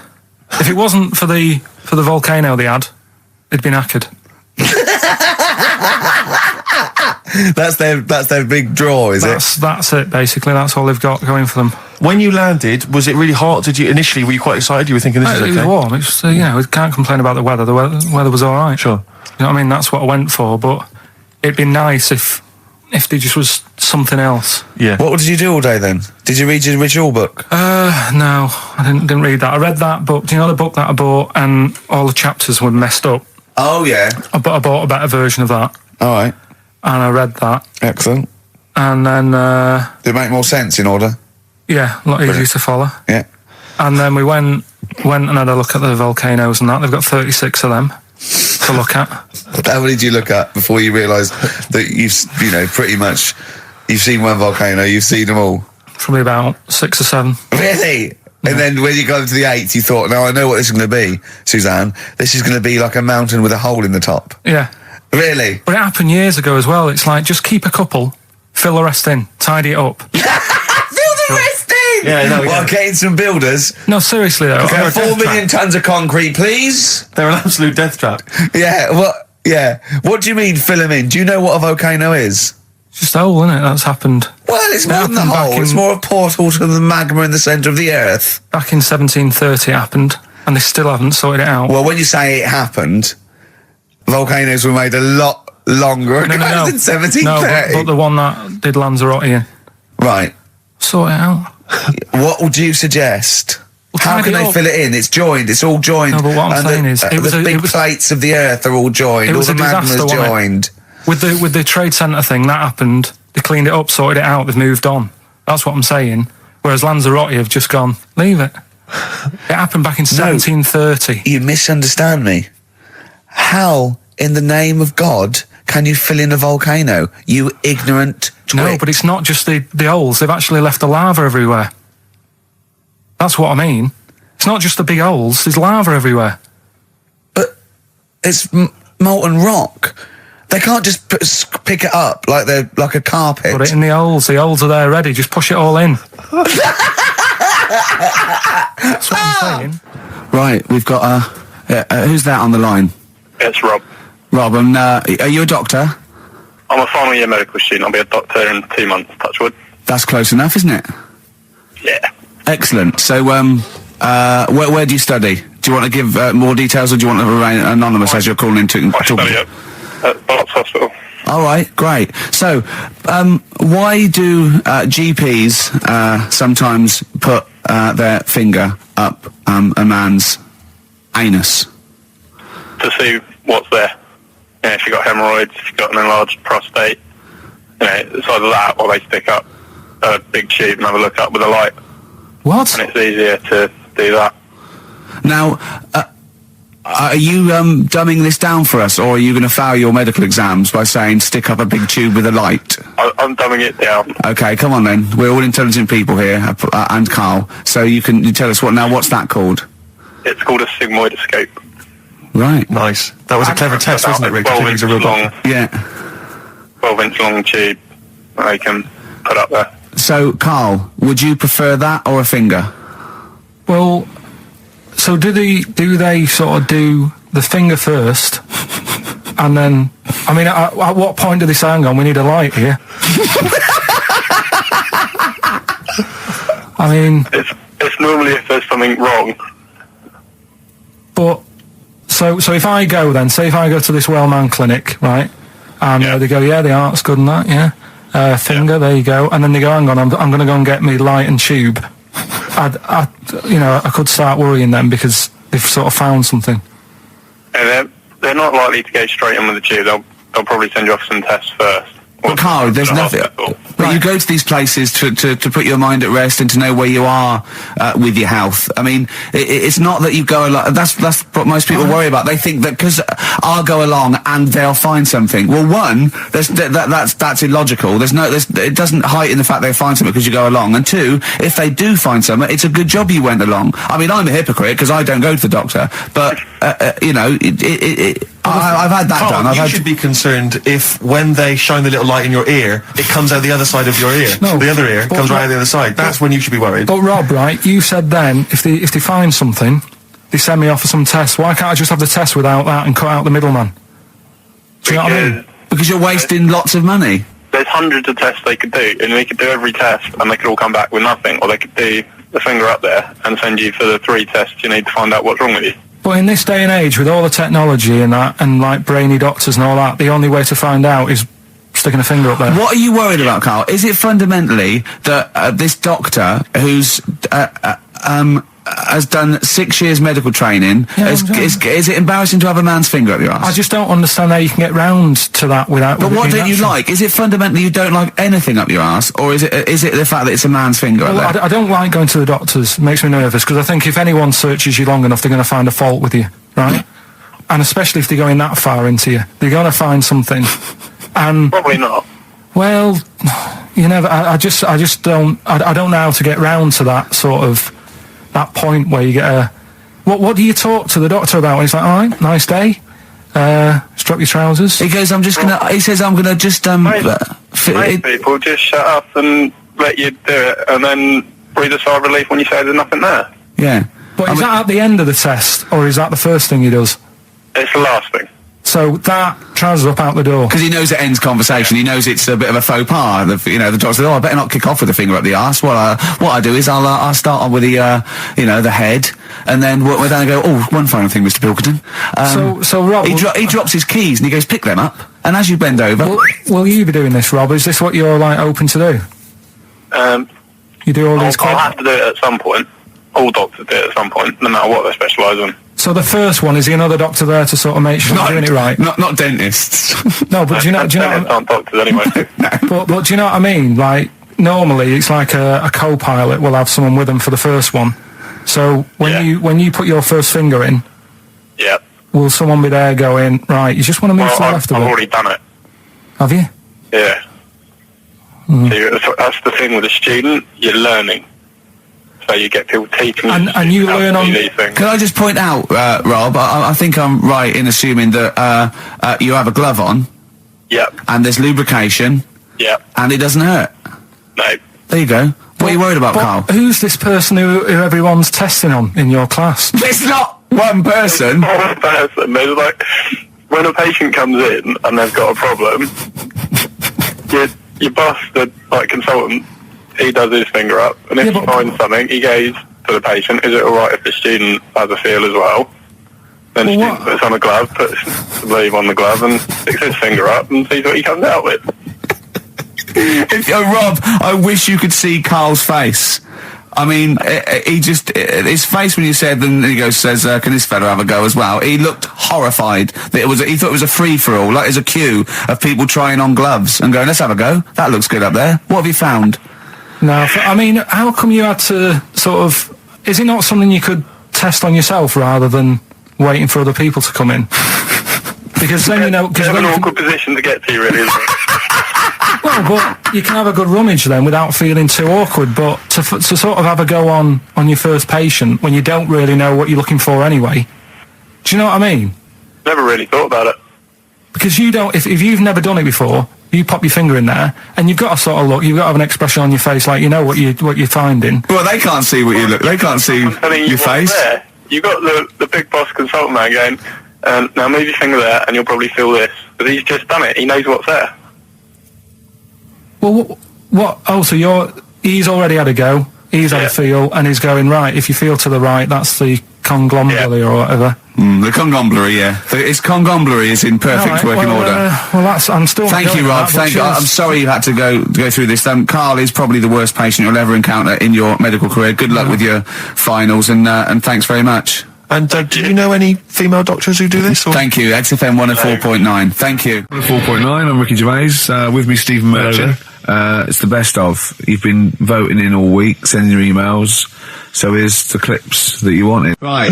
Okay. Right. The results of we ain't got a winner for the first time. Yes, we have. We've got loads of winners. No, we haven't.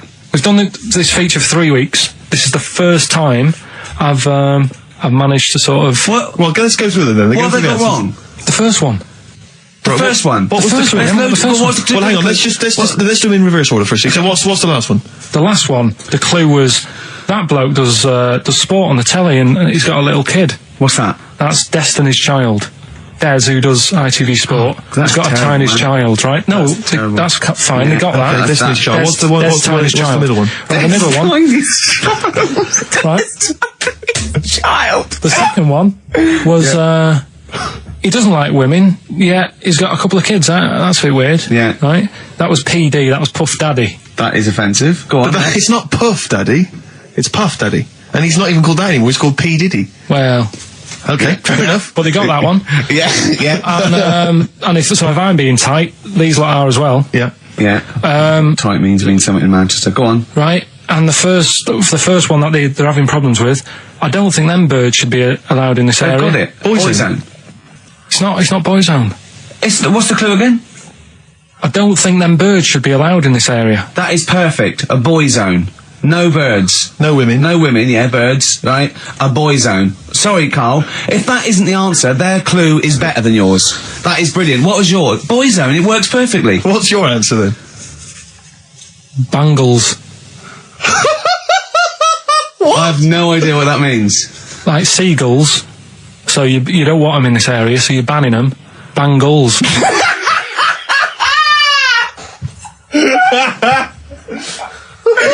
Oh! Well, give it to Boyzone, because Boyzone's better. Don't use birds to be allowed in this area, it's a Boyzone. I think we should have a rollover. Can't beat them. Can't beat them. You have to use his logic, surely. But theirs works. You can't do what am I thinking. No, that's not what I'm thinking. It perfectly. It works perfectly. I think you've got to give it to the ones that got the Boyzone. Well, how about, right, because they didn't actually get into my head and my way of thinking, heaven right? forbid. How about we just keep back the David Attenborough, and they can have, I'll chuck in the Hellraiser, right?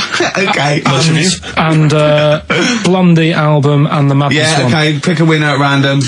Pick a winner, Steve. I'm going to give it to Paul Sloman, who got those answers, and he also says, P.S. Carl, you're a moron.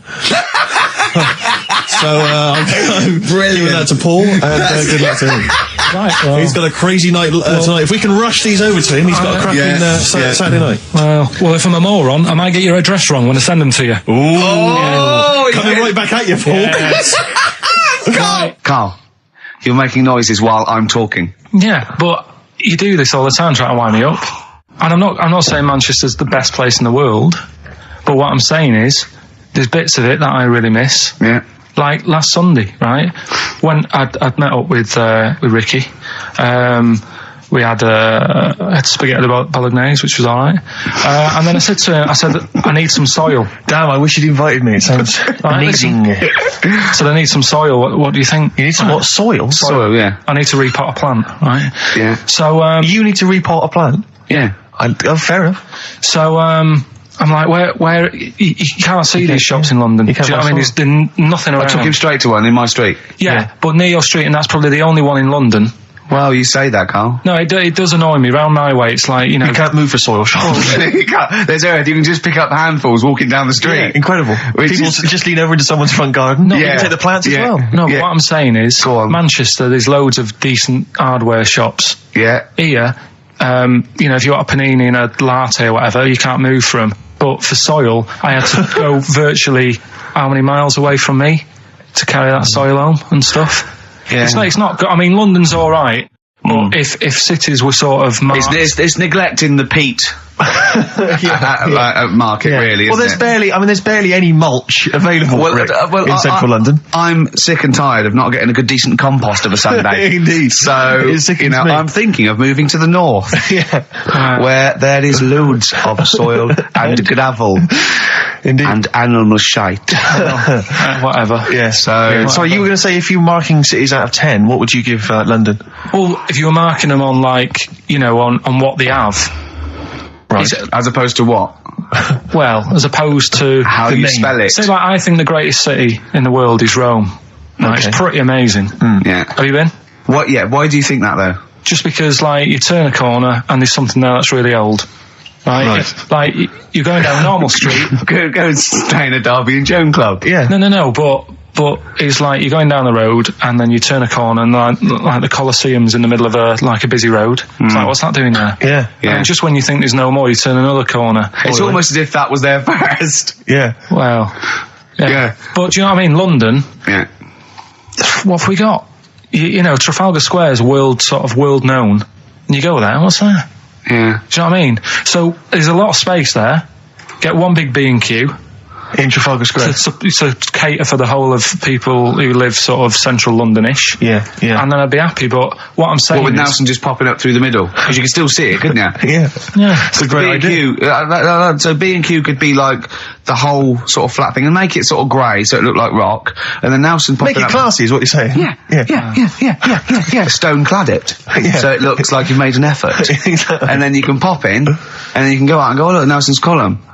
Oh look at that, isn't Nelson? Oh look at that, the victory, defeat. That's fantastic. One of the greatest living. Yeah. I need some nails. Yeah. Perfect. Killing two birds with one stone, you say? But why isn't there more than them shops? Because when I went into yours, every time I've been in there twice now. The first time was to get a shower head, right? Right. And I went in there, couldn't resist buying something else. I ended up getting some super glue as well. Blimey. Hey, Right. big spender. And then last Sunday we went in there, got 2 bags of soil, not one, I bought 2, and I bought some scissors to cut plants with. Secateurs. Well, you don't. Scissors. You never know when you want. You might need more soil, I suppose. Well, I've got You've stopped out now. Where'd you keep it under your bed? Sorry, this isn't going out, is it? This conversation, it's not going out on air. I got a feeling it might be. You're joking. We better play a record. Okay. Play a classic. 100 Reasons. If I could.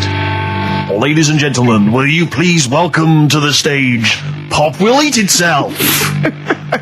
Carl, have you got like a sound effect or something of like get the atmosphere Cheering. we're going to test? Cheering. We'll seek it out with. Have you got something there?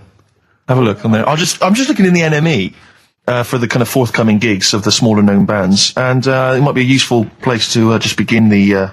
Ladies and gentlemen, peoples around the world, will you please welcome to the stage Chumba Awamba? Have you got a sound effect? We got one. Nice, yeah. Ladies and gentlemen, will you please welcome to the stage the Parkinsons? They're playing in Leicester this week, so look forward to that. That's a good plug, isn't it? Let me see who else. If anyone wants to pop down to Leicester to see the Parkinsons. Ladies and gentlemen, please welcome to the stage Cyclefly.